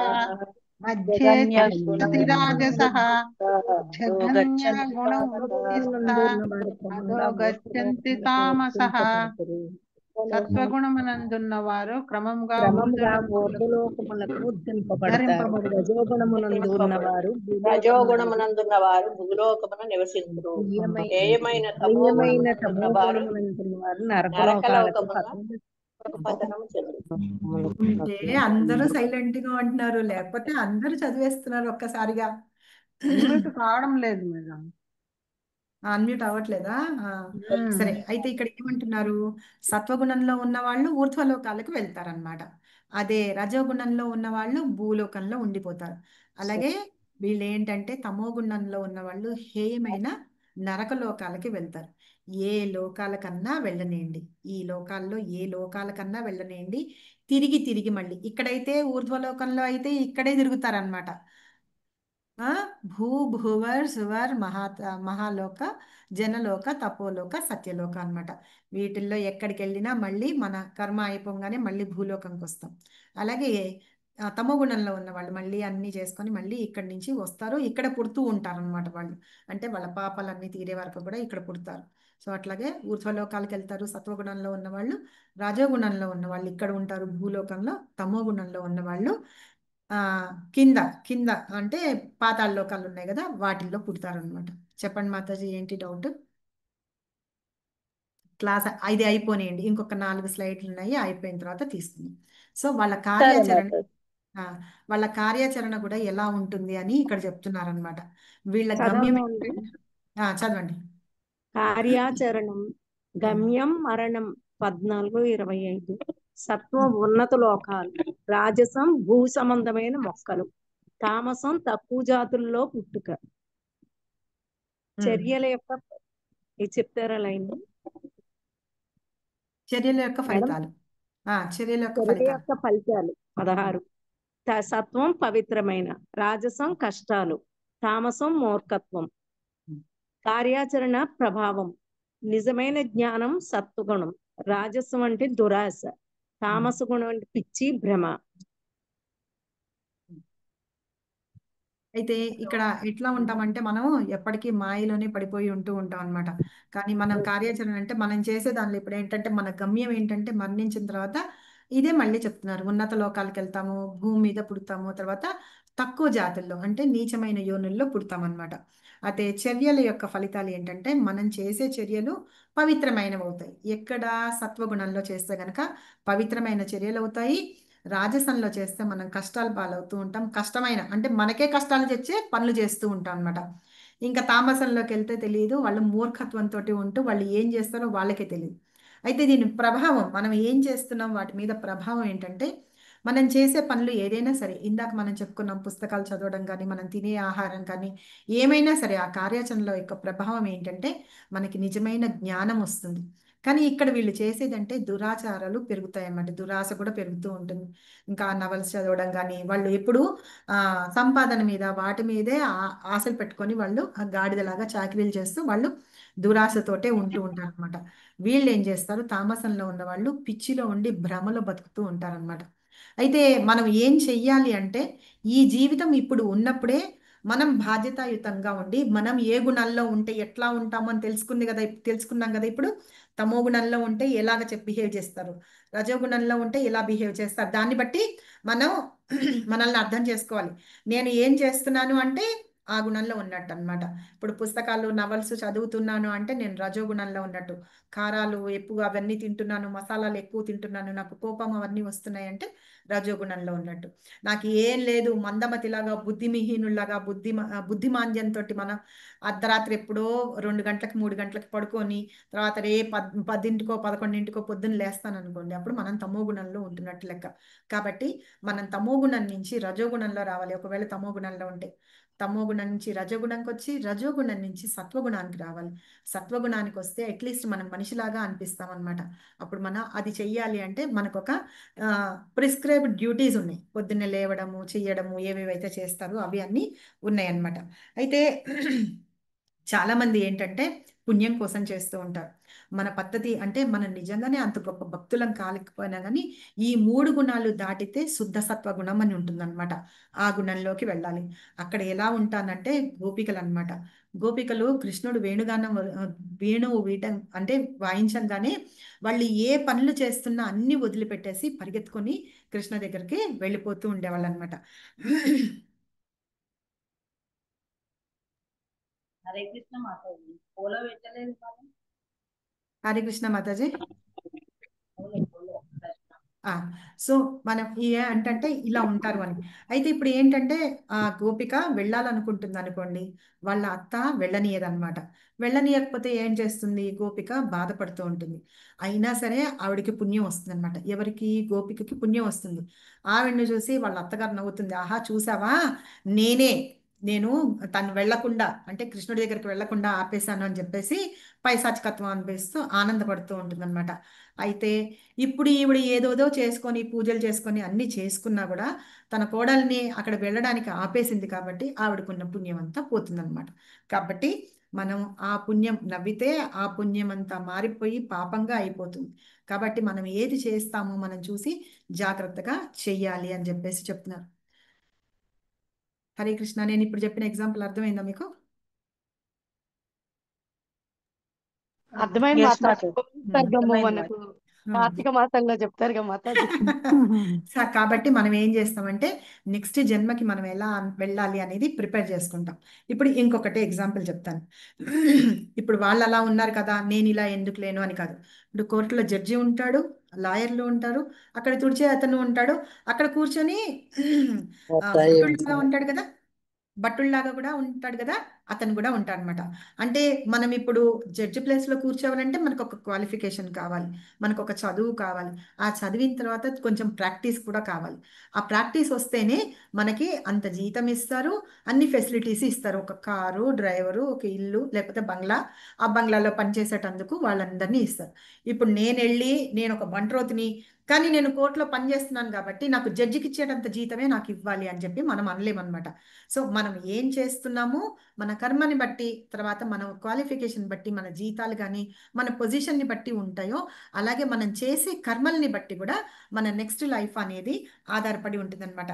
కాబట్టి ఏంటంటే అందరూ అనుకుంటారు వాళ్ళ జీవితం నడుస్తుంది కదా, మన జీవితం కూడా అలాగే నడవాలి అని. అతతో బ్రహ్మ జిజ్ఞాస అని చెప్పి అనుకుంటూ ఉంటారు కదా, కాదనమాట. కాకపోతే మనం చేసే కర్మలను బట్టి, ఈ గుణాల్లో, ఈ 3 గుణాల్లో మనం చేసే కర్మలని బట్టి మనం ఎక్కడ ఉంటామో, ఏం చేస్తామో అనేది కూడా మనకి ఇక్కడ అర్థం చేసుకోవాలి. ఒక చిన్న స్టోరీ చెప్తా. మనందరం ఈ సంసార సాగరంలో కొట్టుకొని మిట్టాడుతూనే ఉన్నాం. ఒక ఆవిడ ఏం చేస్తుందంటే, ఒక భార్య భర్తలు ఉంటారు. ఆవిడ ఏం చేస్తుందంటే రోజు గుడికి వెళ్ళి వస్తుంది అనమాట. రోజు భర్తను అడుగుతుంది, ఏమండి రండి గుడికి వెళ్దాము అని అంటుంది. అంటే ఆయన ఏమంటాడంటే, నువ్వు వెళ్ళిరా, నేను రాలేను అని చెప్తాడు. సరే ఆయన తింటాడు కదా అని చెప్పి ప్రసాదం తీసుకొచ్చి రోజు ఇస్తుంది అనమాట. ఒక రోజు ఏమైతుందంటే, ఈయన ఇలాగా ప్రసాదం తిని తిని తిని ఈయనకి అలవాటు పడిపోతాడు. ఆ గుడిలో ఇచ్చే పులిహార ప్రసాదానికో దద్దోజనానికో అలవాటు పడిపోతాడు. అలవాటు పడిపోయి ఒక రోజు ఆవిడ వెళ్ళలేకపోతుంది గుడికి వెళ్ళలేకపోతే అడుగుతుంది అనమాట, ఏంటి ఇవాళ ప్రసాదం ఏది అని అడుగుతాడు. అంటే నాకు ఒంట్లో బాగాలేదు, జ్వరం వచ్చింది, నేను వెళ్ళలేకపోతున్నాను, పడుకున్నాను అని చెప్తే, సరే నువ్వు ఇలా పడుకున్నావా, నేనే వెళ్ళి గుడికి వెళ్ళి ప్రసాదం తీసుకొని వస్తానని ఆయన వెళ్తాడనమాట. ఇప్పుడు చెప్పండి, ఆయన అక్కడికి వెళ్ళిన తర్వాత గుడికి ఆ ప్రసాదం తింటూ ఆయనలో మార్పు వచ్చింది. అలాగే ఏంటంటే మోక్షానికి మార్గం కూడా దొరికిందనమాట. కానీ భార్య ఏంటంటే రోజు వెళ్ళాలి, గుడికి దండం పెట్టుకోవాలి, కావాల్సిన కోరికలు కోరుకోవాలి తప్పించి నిజంగా భగవంతుడు అనే ఇది లేదు. వెళ్ళాలి, డ్యూటీ లాగా అనమాట. ఆఫీస్కి వెళ్ళామా, వచ్చామా, జీతం పడిందా చూసుకున్నామా, అంతే ఉంది. ఆవిడ కూడా అలాగే వెళ్ళామా, దేవుడికి దండం పెట్టుకున్నామా, ప్రసాదం తీసుకున్నామా, వచ్చామా అన్నట్టుగానే ఉంది. కానీ ఆ భర్త మాత్రం గుడికి వెళ్ళకపోయినా చాలా భక్తితోటి ప్రసాదం తీసుకున్నాడు. ఒక్క పూట ఆవిడ రాకపోయేటప్పటికి వెళ్తే అలాంటి వాళ్ళు మోక్షానికి మార్గం తెలుసుకున్న వాళ్ళు అవుతారనమాట. ఆ భర్త కూడా అలాగే తెలుసుకుంటాడు. ఆవిడ డ్యూటీ ఏంటి, వెళ్ళడము రావడము అట్లాగే చెప్పింది. కాబట్టి మనందరం ఏంటంటే మన డ్యూటీ ఏంటి అనేది కాకుండా మనం భగవంతుడికి చెయ్యాలి అంటే దాన్ని అర్థం చేసుకొని ఒక పర్టికులర్ అయిన జ్ఞానంతో మనం భగవంతుడికి సేవ చేస్తామనుకోండి, అక్కడ మోక్ష ద్వారాలు మనకి కరెక్ట్గా తెరిచి ఉంటాయన్నమాట. కాబట్టి మనము ఇది త్రిగుణాలని మించిపోయి ఉంటే గనక ఎలా ఉంటారు, వాళ్ళ లక్షణాలు, అతని ప్రవర్తన గురించి మళ్ళీ ఇవే చెప్తూ ఉన్నారు. నేను మళ్ళీ చెప్పి మీకు కొంచెం కన్ఫ్యూజ్ చేయదలుచుకోలేదు. సేమ్ అన్నమాట, సమస్థితిలో ఉంటారు వాళ్ళు. ఇవి ఎవరు, సత్వగుణంలో ఉండేవాళ్ళు ఎప్పుడు ఒకటే స్థితిలో ఉంటారు, స్థిరంగా ఉంటారు, తటస్థంగా ఉంటారు. వేరే వేరే ఉద్వేగాలకి వాటికన్నిటికీ పోకుండా వాళ్ళు పతనం లేకుండా ఉంటారనమాట. అసూయ లేకుండా ఉంటారు. అలాగే వీటిల్లో కూడా వాళ్ళు సమంగా ఉంటారు అన్ని పరిస్థితుల్లో. అంటే ఎవరన్నా ప్రశంసించినా నిందించినా వాళ్ళు బాధపడడం కానీ ఆనందంగా ఉండడం కానీ ఉండదు, ఎప్పుడు ఒకేలాగా ఉంటారు. ఎవరన్నా గౌరవించినా అవమానించినా, ఆనందపడినా దుఃఖం పడినా ఎప్పుడు ఒకేలాగా ఉంటారు. వాంఛనీయ అవాంఛనీయ అంటే కోరుకున్నవి కానీ కోరుకోనిపోయినా అలాంటివేమీ ఉండవన్నమాట ఎవరికి, సత్వగుణంలో ఉన్న వాళ్ళకందరికీ. అలాగే వాళ్ళు ఎలా చూస్తారటంటే మట్టిని, రాయిని, బంగారాన్ని కూడా మిత్రుడు, శత్రువు అందరినీ ఒకే రకంగా చూస్తారు అని. ఇప్పుడు మీరు తీసుకెళ్ళి ఒక పెద్ద డైమండ్ రింగ్ ఇచ్చారనుకోండి, ఆ సత్వగుణంలో ఉన్న వాళ్ళు ఏం చేస్తారంటే ఆ డైమండ్ దానికి విలువ అనేది వాళ్ళు ఇది చేయరనమాట, మామూలుగా మట్టితోటి సమానంగానే చూస్తారు. అలాగే ఎప్పుడు వాళ్ళు విచిత్రంగా ప్రవర్తించరు. విచిత్రంగా అంటే ఒకసారి ఒక రకంగా, ఇంకోసారి ఇంకో రకంగా ప్రవర్తించరు. ఎందుకంటే వాళ్ళు కృష్ణుడి యొక్క శరణాగతి పొంది ఉన్నారు కాబట్టి ఆధ్యాత్మికత వాళ్ళు అభ్యాసం చేస్తున్నారు, అంటే ప్రాక్టీస్ చేస్తున్నారు.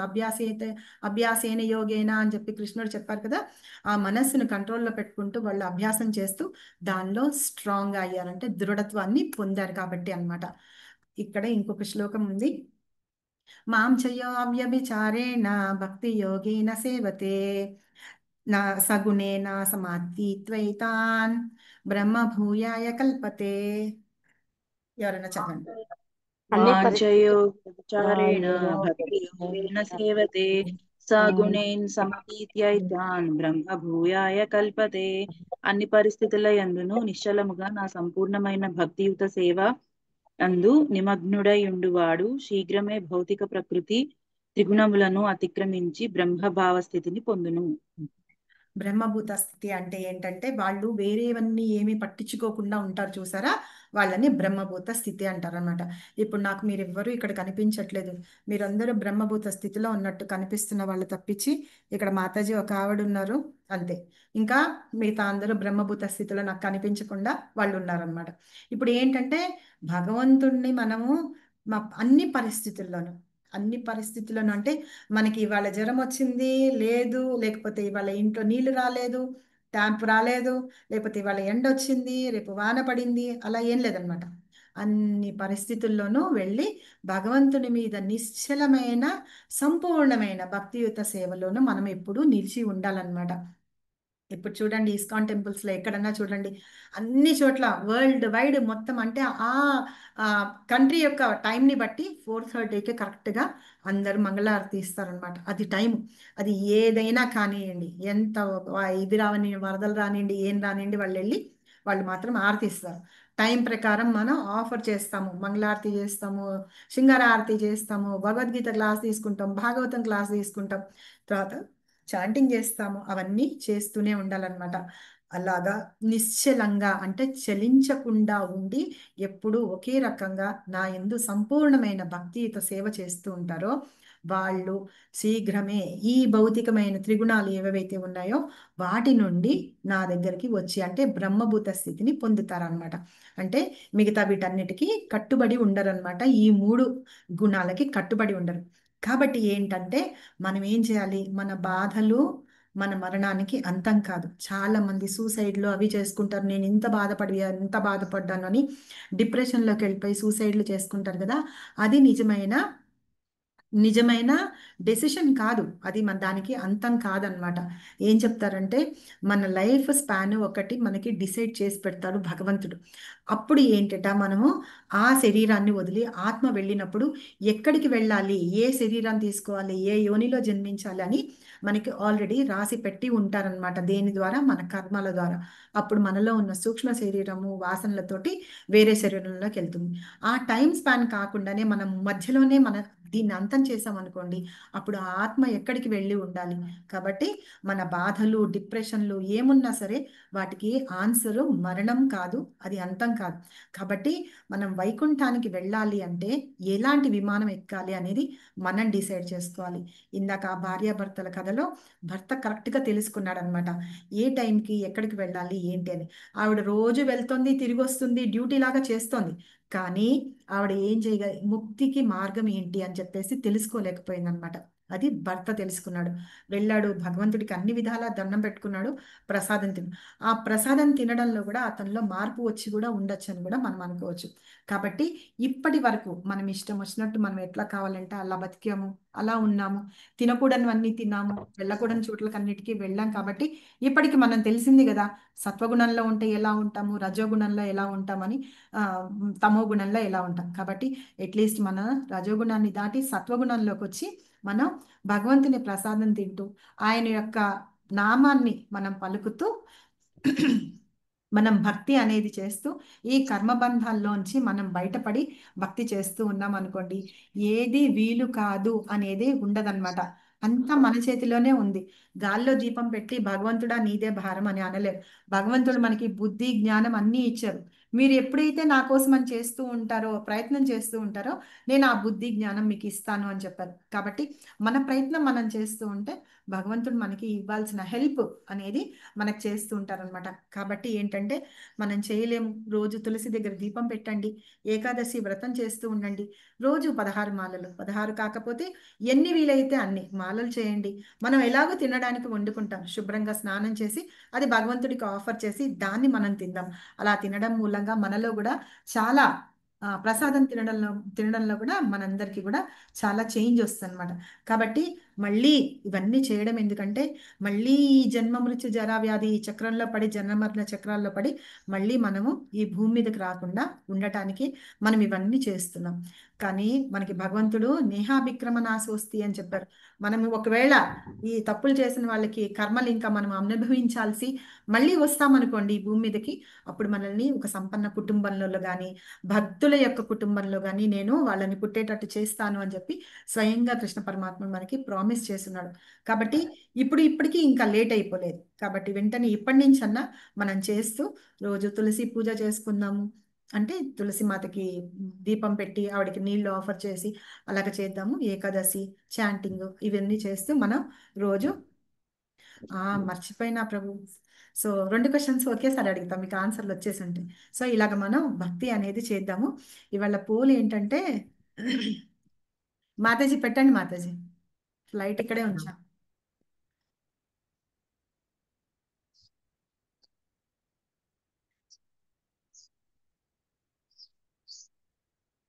పద్మజ మాతాజీ. ఫస్ట్ క్వశ్చన్ ఇవాళ అందరూ ఆన్సర్ చేయండి అన్నిటికీను.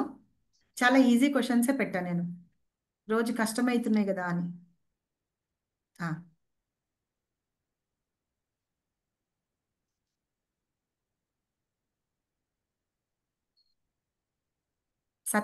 సత్వగుణ ప్రభావంతో మరణించిన వాడు ఎక్కడికి వెళ్తాడు?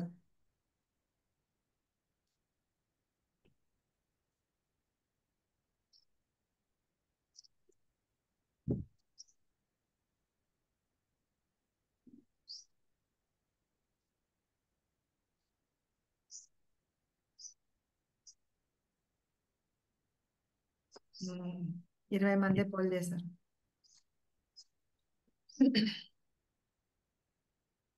ఒకటే చాయిస్, ఇప్పుడే చెప్పుకున్నాం ఆన్సర్. సత్వగుణ ప్రభావంలో మరణించిన వాడు ఎక్కడికి వెళ్తాడు? ఉత్తమ జన్మ. కరెక్టే.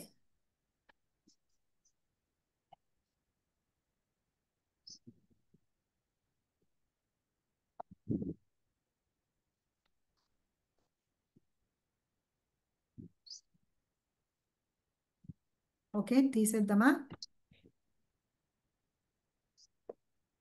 ఇంకా ఎవరైనా చేస్తారా? చేయలేదా?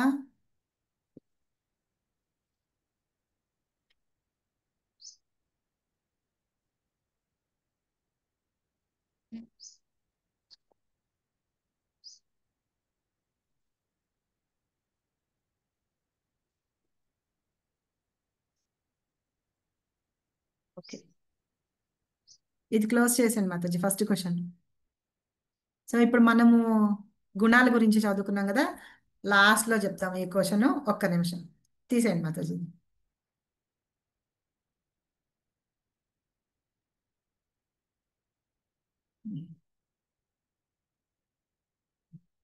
లాస్ట్లో ఇంకా 2 స్లైడ్స్ ఉన్నాయి, అవి చెప్పేసేసి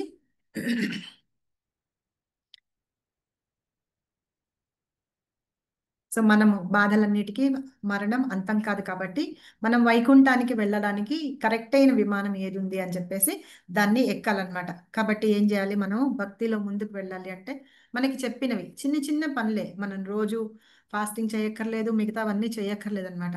అలా చేయకుండా మనం మామూలుగా ఏకాదశి ఫాస్టింగ్ ఉంటూ, అది కూడా మొత్తం మనల్ని ఉండమని చెప్పలేదు, ప్రసాదం తినమని చెప్పారు. అంటే ఏకాదశి ప్రసాదాలు ఉన్నాయి కదా, అవి తినమని చెప్పారు. ఎప్పుడైతే మనం భక్తిలో ఉంటూ ఉంటామో అది సత్వగుణం నుంచి శుద్ధ సత్వగుణానికి వెళ్తాం అనమాట.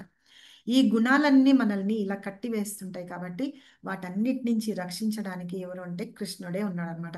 వాటన్నిటి నుంచి విముక్తి మనకి కృష్ణ పరమాత్ముడే అందిస్తాడు. కాబట్టి మనం భగవంతుని నామాన్ని జపం చేస్తూ భక్తి అనేది చేస్తూ ముందుకు వెళ్ళాలి. ఇంకొక శ్లోకం ఉంది, లాస్ట్ శ్లోకం ఇది. చాలా చిన్న చాప్టర్ ఇది కూడా, 12వ చాప్టర్ తర్వాత చాలా చిన్న చాప్టర్ ఇది. 27 శ్లోకాలు ఉన్నాయి. బ్రాహ్మణో హి ప్రతిష్ట అహం అమృతస్య వ్యాయసస్య చ శాశ్వతస్య ధర్మస్య సుఖాస్యైకాంతికస్య చ. హరే కృష్ణ మాతాజీ, నేను చదువుతాను. బ్రాహ్మణో హి ప్రతిష్టాహం అమృతస్య వ్యయస్య చ శాశ్వతస్య చ ధర్మస్య సుఖస్య కాంతిస్య చ. అమృతమును, అసశ్వరమును, శాశ్వతమును, చరమ సుఖపు సహజ స్థితియును అగు నిరాకార బ్రహ్మమునకు నేను మూలాధారమును. Hare Krishna Mataji. Hare Krishna Mataji, thank you very much.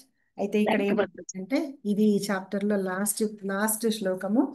ఇది ఏంటంటే మనము అమృతమును అంటే అమరత్వం అన్నమాట. అమరత్వము, అనశ్వరము, శాశ్వతము, చరమ సుఖము అయిన సహజ స్థితి యగు నిరాకార బ్రహ్మమునకు నేను మూలాధారము అని ఇక్కడ కృష్ణ పరమాత్మ చెప్తున్నాను అనమాట.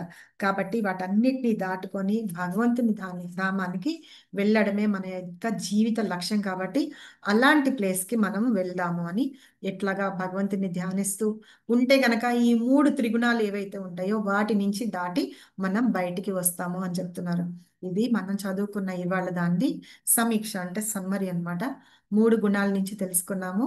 ప్రాముఖ్యత అంటే ఏది సత్వగుణం ఫస్ట్ ఉండాలా, రజోగుణం ఉండాలా, తమో గుణం, వాటి మధ్యమ కాంపిటీషన్ ఉంది. ఆ కాంపిటీషన్లో ఎవరు ఫస్ట్ పొజిషన్లో రావాలని వాళ్ళు ముగ్గురు పోరాడుతూ ఉంటారనమాట. తర్వాత ఈ గుణాలలో ఎలాంటి కర్మలు ఉంటాయి అని తెలుసుకున్నాము.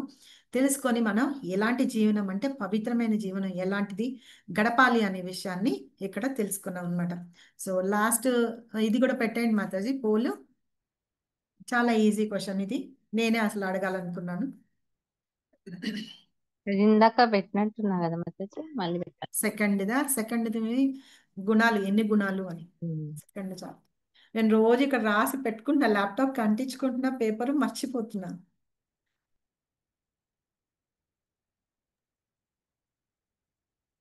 మనం ఎన్ని గుణాల గురించి మనం చదువుకున్నాము అది క్వశ్చన్. ప్రకృతిలో ఎన్ని గుణాలు ఉన్నాయి అనేది క్వశ్చన్.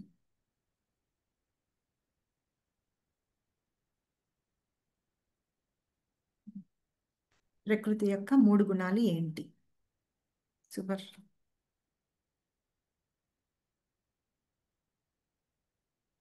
అంటే అందరూ కరెక్ట్గా విన్నారనమాట. సో లాస్ట్లో పెడితే గనక ఆన్సర్ నేను అడగకుండా పూల్లో పెట్టేస్తే అందరూ ఆన్సర్ చెప్పేస్తారు. ప్రకృతిలో 3 గుణాలు ఉన్నాయి, సత్వరజ తమో గుణాలు. జ్ఞానం కాదు, ఇక్కడ ఎవరో ఒకళ్ళు పెట్టారు. జ్ఞానం శక్తి భక్తి కాదు, శాంతి ప్రేమ క్షమ అసలే కాదు. సత్వరజు తమో గుణాలు మనం ఇవాళ తెలుసుకున్నాం. ఆ చాప్టరే అది, ప్రకృతి యొక్క త్రిగుణాలు.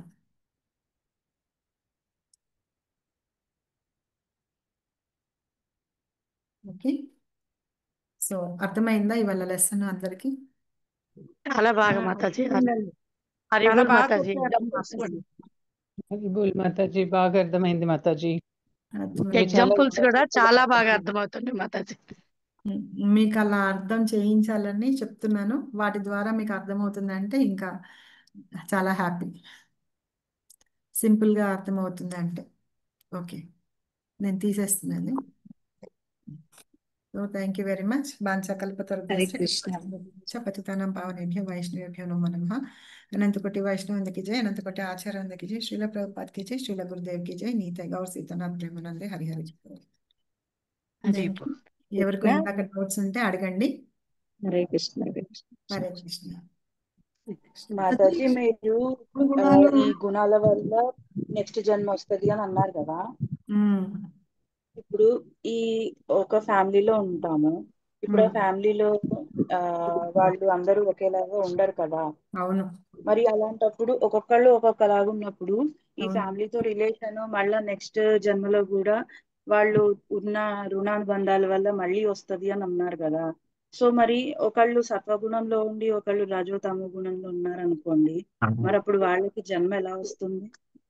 వాళ్ళు అంటే మనము ఏం మనం చేసే కర్మల్ని బట్టి మనము వేరే యోనిలో మనం జన్మ తీసుకుంటాం. మనం ఏం చెప్పాను, వేరే బాడీలోకి వెళ్ళాలంటే సూక్ష్మ శరీరం, మన వాసనలు, మన కర్మ, ఆత్మ అవి వెళ్తుందన్నమాట. అలా వెళ్ళేటప్పుడు ఫస్ట్ మన కర్మల్ని బట్టి మనం ఏ శరీరంలోకి వెళ్ళాలి అని చెప్పి భగవంతుడు నిర్ణయిస్తాడు. సరేనా? ఆ కర్మల్ని బట్టి శరీరాన్ని నిర్ణయించి పలానా యోనిలోకి ప్రవేశపెడతాడు. అది కూడా ఏంటంటే ఆ పురుషుడి యొక్క ఇది ఆహారంలో ప్రవేశపెడతాడు పురుషుడు భోజనం చేసే టైంలో. అది మాతాజీ ఉండండి చెప్తా. ఇది శ్రీమద్ భాగవతంలో ఉంది. 7th cantoలో ఫస్ట్ 7th cantoలో ఏ చాప్టర్ ఉంటుందని ఫస్ట్ శ్లోకం. అందులో చెప్తారనమాట మన కర్మల్ని బట్టి వాటిని బట్టి. ఇప్పుడు ఏంటంటే మనము ఒకళ్ళకి బిడ్డగా జన్మించాలి అంటే వాళ్ళిద్దరి కర్మలని బట్టి మనం జన్మిస్తే కనుక మనకి ఎలాంటి ఇది అని వాళ్ళందరినీ సెట్ చేసి పెడతాడనమాట భగవంతుడు. ఇప్పుడు ఈ జన్మలో ఇప్పుడు మీరు మీ భర్త ఉన్నారనుకోండి, నెక్స్ట్ జన్మలో కూడా మీ ఇద్దరే భార్యాభర్తలుగా ఉంటారని రూల్ లేదు. అర్థమైందా? మాట్లాడడానికి మనం మాట్లాడడానికి అలా అంటాం, కానీ ఎవరి కర్మ ఫలితం వాళ్ళే అనుభవించాలి. సరే, దాన్ని బట్టి మనం రుణాలు అంటాం కదా, ఆ రుణాలు తీర్చుకోవడానికి మళ్ళీ మనం జన్మెత్తి వాళ్ళ రుణం తీర్చుకుంటాం అన్నమాట. సరేనా? ఇప్పుడు ఈ జన్మలో నేను ఎవరికన్నా డబ్బులు తీసుకొని ఎగ్గొట్టాను అనుకోండి, అప్పుడు వాళ్ళకి నెక్స్ట్ జన్మలో నేను వాళ్ళకి కొడుకుగానో ఏదన్నా పుట్టి వాళ్ళు సంపాదించే సంపాదన అంతా నేను దారబోస్తూ ఉంటాను అనమాట. ఏంటి, ఈ పబ్బులకి డాన్సులకి వీటికి వాటికని తగలబెడుతూ ఉంటాను అనమాట డబ్బులు. అర్థమైందా? అట్లాగా భగవంతుడు వాళ్ళని పిల్లలుగానో వాళ్ళ బంధువులుగానో అలా కర్మలన్నిటినీ వాటి చేసుకోవడానికి వాళ్ళని అలా పుట్టిస్తాడు భగవంతుడు. వాళ్ళని అలా జన్మ తీసుకోవడానికి చేస్తాడు. అంతేకాని ఈ జన్మలో వీళ్ళు నా పిల్లలు కాబట్టి ఈ జన్మలో నేను పిల్లలని కాదు. సరేనా? ఇక్కడ చిత్రకేతు మహారాజుని ఒక ఆయన ఉన్నాడు. చెప్పమంటారా? టైం ఉందా? చెప్పండి మాతాజీ. మొన్నటిదాకా తిన్నా మంది వచ్చింది. అయ్యో బాబాయ్.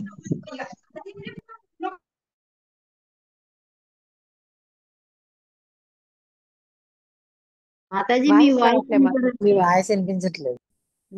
మ్యూట్ అయింది మరి. నేను మ్యూట్ చేసేస్తారు కదా, నన్ను కూడా మ్యూట్ చేసి. సో చిత్రకేతు మహారాజని ఉంటాడనమాట. ఆయనకి ఏంటంటే ఎంతమందిని పెళ్లి చేసుకున్నా పిల్లలు పుట్టరు.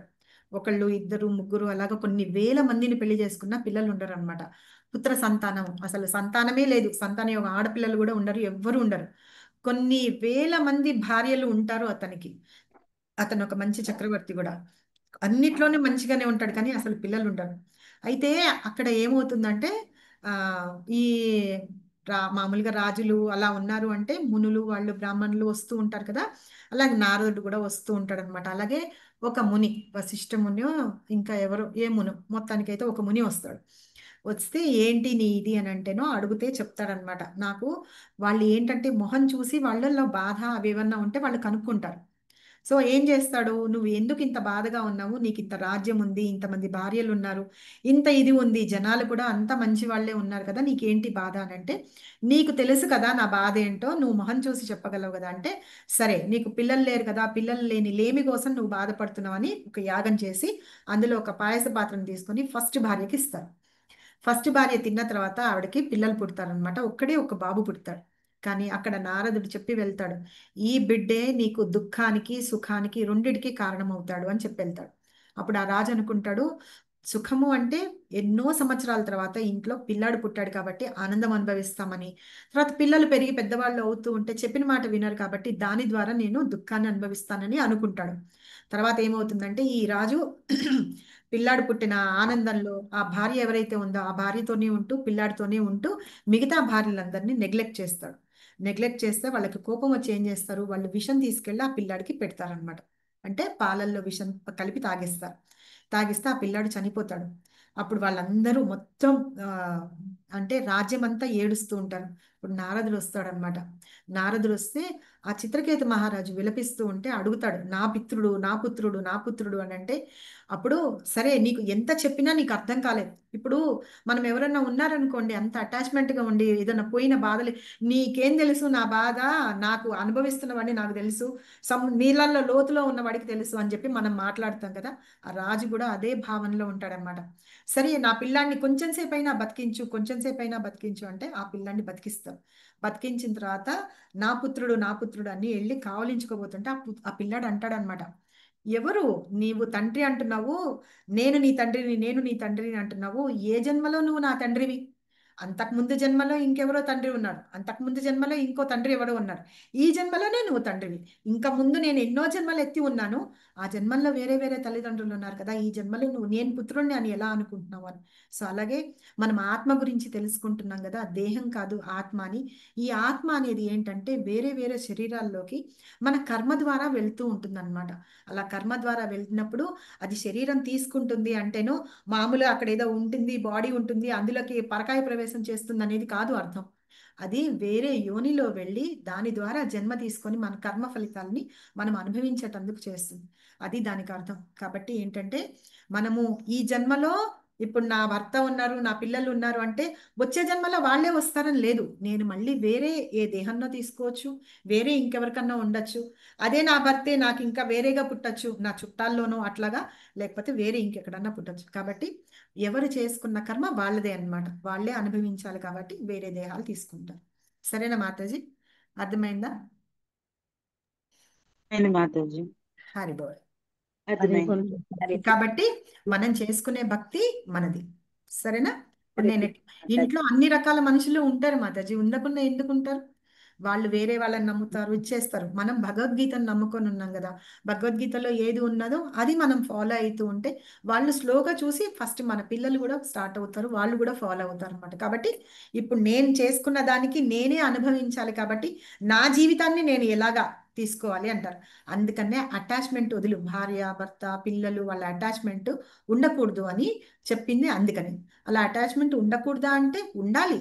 మనం చేయాల్సిన డ్యూటీ చేయాలి. భార్యగా కానీ, కోడలుగా కానీ, అత్తగా కానీ, లేకపోతే తల్లిగా అన్ని మా అత్త మామలకి సేవ చేయాలి, తల్లిదండ్రుల్ని చూసుకోవాలి, భర్తను చూసుకోవాలి, పిల్లలకి కావాల్సింది మన డ్యూటీ మనం చేస్తూ, మనం చేయాల్సింది ఏంటి మన కోసం, నెక్స్ట్ జన్మ మన కోసం ఏం చేయాలి అనేది మనం చేసుకుంటూ ఉండాలి. అది ఇక్కడ మనకి భగవద్గీతలో మనం తెలుసుకుంటున్న నీతి. అది మనకి కృష్ణుడు చెప్తున్నది అది. సరేనా? హరే కృష్ణ హరే కృష్ణ మాతాజీ. భాగవతం క్లాసెస్ కూడా ఉంటాయి మాతాజీ, ఇప్పుడు పెట్టండి. తీసుకోండి మాతాజీ, మీరు చాలా బాగా చెప్తున్నారు. భాగవతంలో కూడా మంచి మంచి ఎక్స్ప్లెనేషన్స్ ఉన్నాయి కదా, అందుకని. హరే కృష్ణ మాతాజీ, ఒక డౌట్ చెప్పండి. అడగచ్చా మాతాజీ? అడగండి మాతాజీ, రిలేటెడ్ గా ఉంటే నాకు తెలిసి. అంటే ఇప్పుడు మనం లేడీస్ ఇంట్లో లేడీస్ గా అంటే మనమే వంట చేయాలి కదా ఇంట్లో. అయితే నాన్ వెజిటేరియన్స్ ఉంటారు కదా ఇంట్లో, అందరూ వెజిటేరియన్ కాలేరు. ఇప్పుడు మేమైనా కూడా మనం తెప్పించి వండినప్పుడు ఆ పాపం మనకు కూడా వస్తుందా మాతాజీ? వస్తుంది. ఒకటి ఇది చేసినప్పుడు 5గురికి వస్తుండట. ఎవరైతే కట్ చేస్తాడో వాడికి, అమ్మేవాడికి, వండేవాడికి, తినేవాడికి, వడ్డిచ్చేవాడికి 5గురికి పాపం సమానంగా ఉంటుంది. దీనికి కూడా ఒక ఒక ఇది చెప్పచ్చు. ఎట్లా అంటే ఒకరోజు ఆకాశంలో గరుత్మంతుడు వెళ్తూ ఉంటాడు. గరుత్మంతుడి ఆహారం ఏంటి? పాము. అవునా? పాముని తీసుకొని వెళ్తూ ఉంటాడు. ఆ పాము ఏం చేస్తుందంటే భయంతో అది విషాన్ని కక్కుతుంది. ఆ విషాన్ని కక్కితే ఆ ఊర్లో ఉన్న రాజు అందరికీ, మొత్తం ఊరినందరినీ పిలిచి అక్కడ భోజనాలు ఏర్పాటు చేస్తాడనమాట. భోజనాలు ఏర్పాటు చేస్తే వాటిల్లో ఈ విషం పడుతుంది. అయితే అక్కడ తిన్న వాళ్ళందరూ చనిపోతారనమాట. చనిపోతే ఇక్కడ యమధర్మరాజు దగ్గరికి వెళ్ళి అక్కడ ఎవరి ఖాతాలో వెయ్యాలి ఈ పాపాన్ని అంటే, ఎవరికి వెయ్యాలి? గద్ద చేసిందే తప్పులేదు, దాని ఆహారాన్ని అది తీసుకెళ్తుంది. పాము చేసింది తప్పులేదు, ఎందుకంటే అది భయంతో అది విషాన్ని వదిలిపెట్టింది. ఈ రాజుకా తెలీదు అందులో విషం ఉందని, కాబట్టి వండిన వాళ్ళకి ఏం తెలీదు, మామూలుగా వండి పెట్టారు. ఈ రాజుకి తెలీదు. సరే ఇప్పుడు ఎవరికి వెయ్యాలి? తిన్నాళ్ళు చనిపోయినారు, వీళ్ళందరిలో ఎవరికి పాపం వెయ్యాలి అని అంటే ఆలోచిస్తారనమాట. ఎవరి అకౌంట్లో వెయ్యాలి పాపం అని చెప్పేసి యమధర్మరాజు ఆలోచిస్తూ ఉంటాడు. ఎక్కడా అసలు వాళ్ళకి వీలు అసలు దొరకదనమాట, క్లూ ఎక్కడా దొరకదు. అప్పుడు కొన్ని రోజుల తర్వాత ఇంకా అకౌంట్ క్లోజ్ చేసేద్దాము, అందరి అకౌంట్లోనూ కొంచెం కొంచెం వేసేద్దాము పాపాన్ని అని చెప్పేసి అనుకుంటుంటే యమధర్మరాజు అంటాడు, ఇది లాస్ట్ రోజు కాబట్టి ఈ ఒక్క రోజు ఆగు నువ్వు, తర్వాత నేను చెక్ చేస్తాను ఎవరి అకౌంట్లో వేయాలి అని. సరే ఆ ఊరికి వేరే ఒక అతను బాటసారిలాగా వస్తాడు. వచ్చి అడుగుతాడు, బాబు నాకు ఇక్కడ ఉండడానికి సౌకర్యంగా భోజనానికి వాటన్నిటికీ ఎక్కడ ఉంటుంది అని అడిగితే, అక్కడ ఊర్లో ఉన్న ఒక అతను చెప్తాడు, ఆ రాజుగారి దగ్గర ఆ మందిరంలో అక్కడ ఉంది, ఆ ప్లేస్ ఉంది, అక్కడ నువ్వు వెళ్ళి ప్రశాంతంగా ఉండొచ్చు, భోజనం చేయొచ్చు అని చెప్తాడు. అయితే చెప్పితే అతనితో పాటు ఇంకో అతను ఏం చెప్తాడు, ఏం చెప్తున్నారో నువ్వు, మొన్ననే కదా ఇంతమంది చనిపోయారు కొన్ని రోజుల క్రితము, అయితే అలాంటి చోటకు వెళ్ళమంటున్నావా, ఆ రాజు ఎంత పాపాత్మడో తెలియదా అని ఒక మాట అంటాడు. అంతే. యమధర్మరాజు ఏం చెప్తాడంటే, వీళ్ళెవ్వరూ పాపాత్ములు కాదు, వాడు పాపాత్ముడు, వాడి అకౌంట్లో వేసే పాపం అని చెప్తాడు. సో అట్లాగే ఏంటంటే ప్రతి వాళ్ళు, చేసిన వాళ్ళు, చూసిన వాళ్ళు, తిన్నవాళ్ళు, మాట్లాడిన వాళ్ళకి కూడా ఆ పాపం వస్తుంది. కాబట్టి ఇలాగ మనం ఏంటంటే మనం చేసినా కూడా పాపం వస్తుంది. కాకపోతే తప్పదు అనుకుంటే మనం ఏం చేస్తాము? ఏం చేయలేము. కృష్ణుడికి దండం పెట్టుకొని వదిలేయడం తప్ప మనం ఏం చేయలేము. వీలైనంత వరకు వదిలేయాలి. వీలైనంత వరకు చేయకుండా ఉండడానికి చూడండి. ఇక తప్పదు అంటే ఇంక మనం చేసేదేం లేదు, కృష్ణకి చెప్తాం. సరేనా మాతాజీ? సారీ, ఏమనుకోవద్దు, ఏ మాట మాట్లాడినా స్టోరీ చెప్తున్నానని. థ్యాంక్ యూ మాతాజీ, చాలా మంచిగా చెప్తున్నారు మాతాజీ. అలా చెప్తేనే అర్థమవుతుంది మాతాజీ మంచిగా. అంటే మనకి ఎగ్జాంపుల్స్ ఉంటేనే మనకి తొందరగా ఎక్కిద్ది. డైలీ ప్రాబ్లమ్స్ కదా మాతాజీ, ఇవన్నీ సో ఇందాక చాలా బాగా చెప్తున్నారు. డౌట్ ఉంది అని అన్నారు శ్రవంతి మాతాజీ. ఏం డౌట్ ఉంది మాతాజీ మీకు? అడిగాను కదా మాతాజీ ఇంతకు ముందు. అడిగారా? నేనే అడిగాను. మాతాజీ నాకు ఒక డౌట్ ఉంది. చెప్పండి మాతాజీ. మీరు ఇందాక మసాలాలు, నాన్ వెజ్ ఇవి తినే వాళ్ళకి తమో గుణం కానీ లేకపోతే రజోగుణం కానీ అంటే వాళ్ళు తినే ఫుడ్ని బట్టి అలా ఉంటారన్నారు కదా. అవును. కొంతమంది నాన్ వెజ్ తినే వాళ్ళు కూడా సాఫ్ట్ నేచర్ తో ఉండే వాళ్ళు ఉన్నారు. అయితే అది నిజంగా ఫుడ్ని బట్టేనా? అది ఒక డౌట్ ఉంది. మాతాజీ ఫుడ్ని బట్టి వాళ్ళ గుణాలు అనేవి మారవు. సరేనా? వాళ్ళు కాసేపు అంటే మీరు 24 గంటలు చూస్తారా వాళ్ళని? ఆ టైంలో వాళ్ళు అలా ప్రవర్తించవచ్చు. సరేనా? వాళ్ళు మామూలుగా నార్మల్ నేచర్ అయితే అలా తినే వాళ్ళు అలాగే ఉంటారు. ఓకే సరేనా? ఆ, మన ఓకే మాతాజీ. 17th చాప్టర్ లో ఈ గుణాల్లో ఏ గుణాల్లో ఉన్న వాళ్ళు ఎలాంటి ఫుడ్ ఇష్టపడతారు ఫస్ట్ వాళ్ళు అలా తినే వాళ్ళు అలా ఉంటారు అనే నేచర్ ఉంది. వాళ్ళు ఎలా ప్రవర్తిస్తారు అనేది కూడా మనం ఉంది 17th చాప్టర్ లో చెప్పుకుందాం అది. Okay Mataji, thank you. Thank you very Krishna much. Mataji. ఇంకెవరికైనా ఉన్నాయి డౌట్స్? హరే కృష్ణ. హరే కృష్ణ మాతాజీ. హరే కృష్ణ. సో ఏం చేస్తాను మీటింగ్ ఇంకా కృష్ణ మాతాజీ దండకం. హరే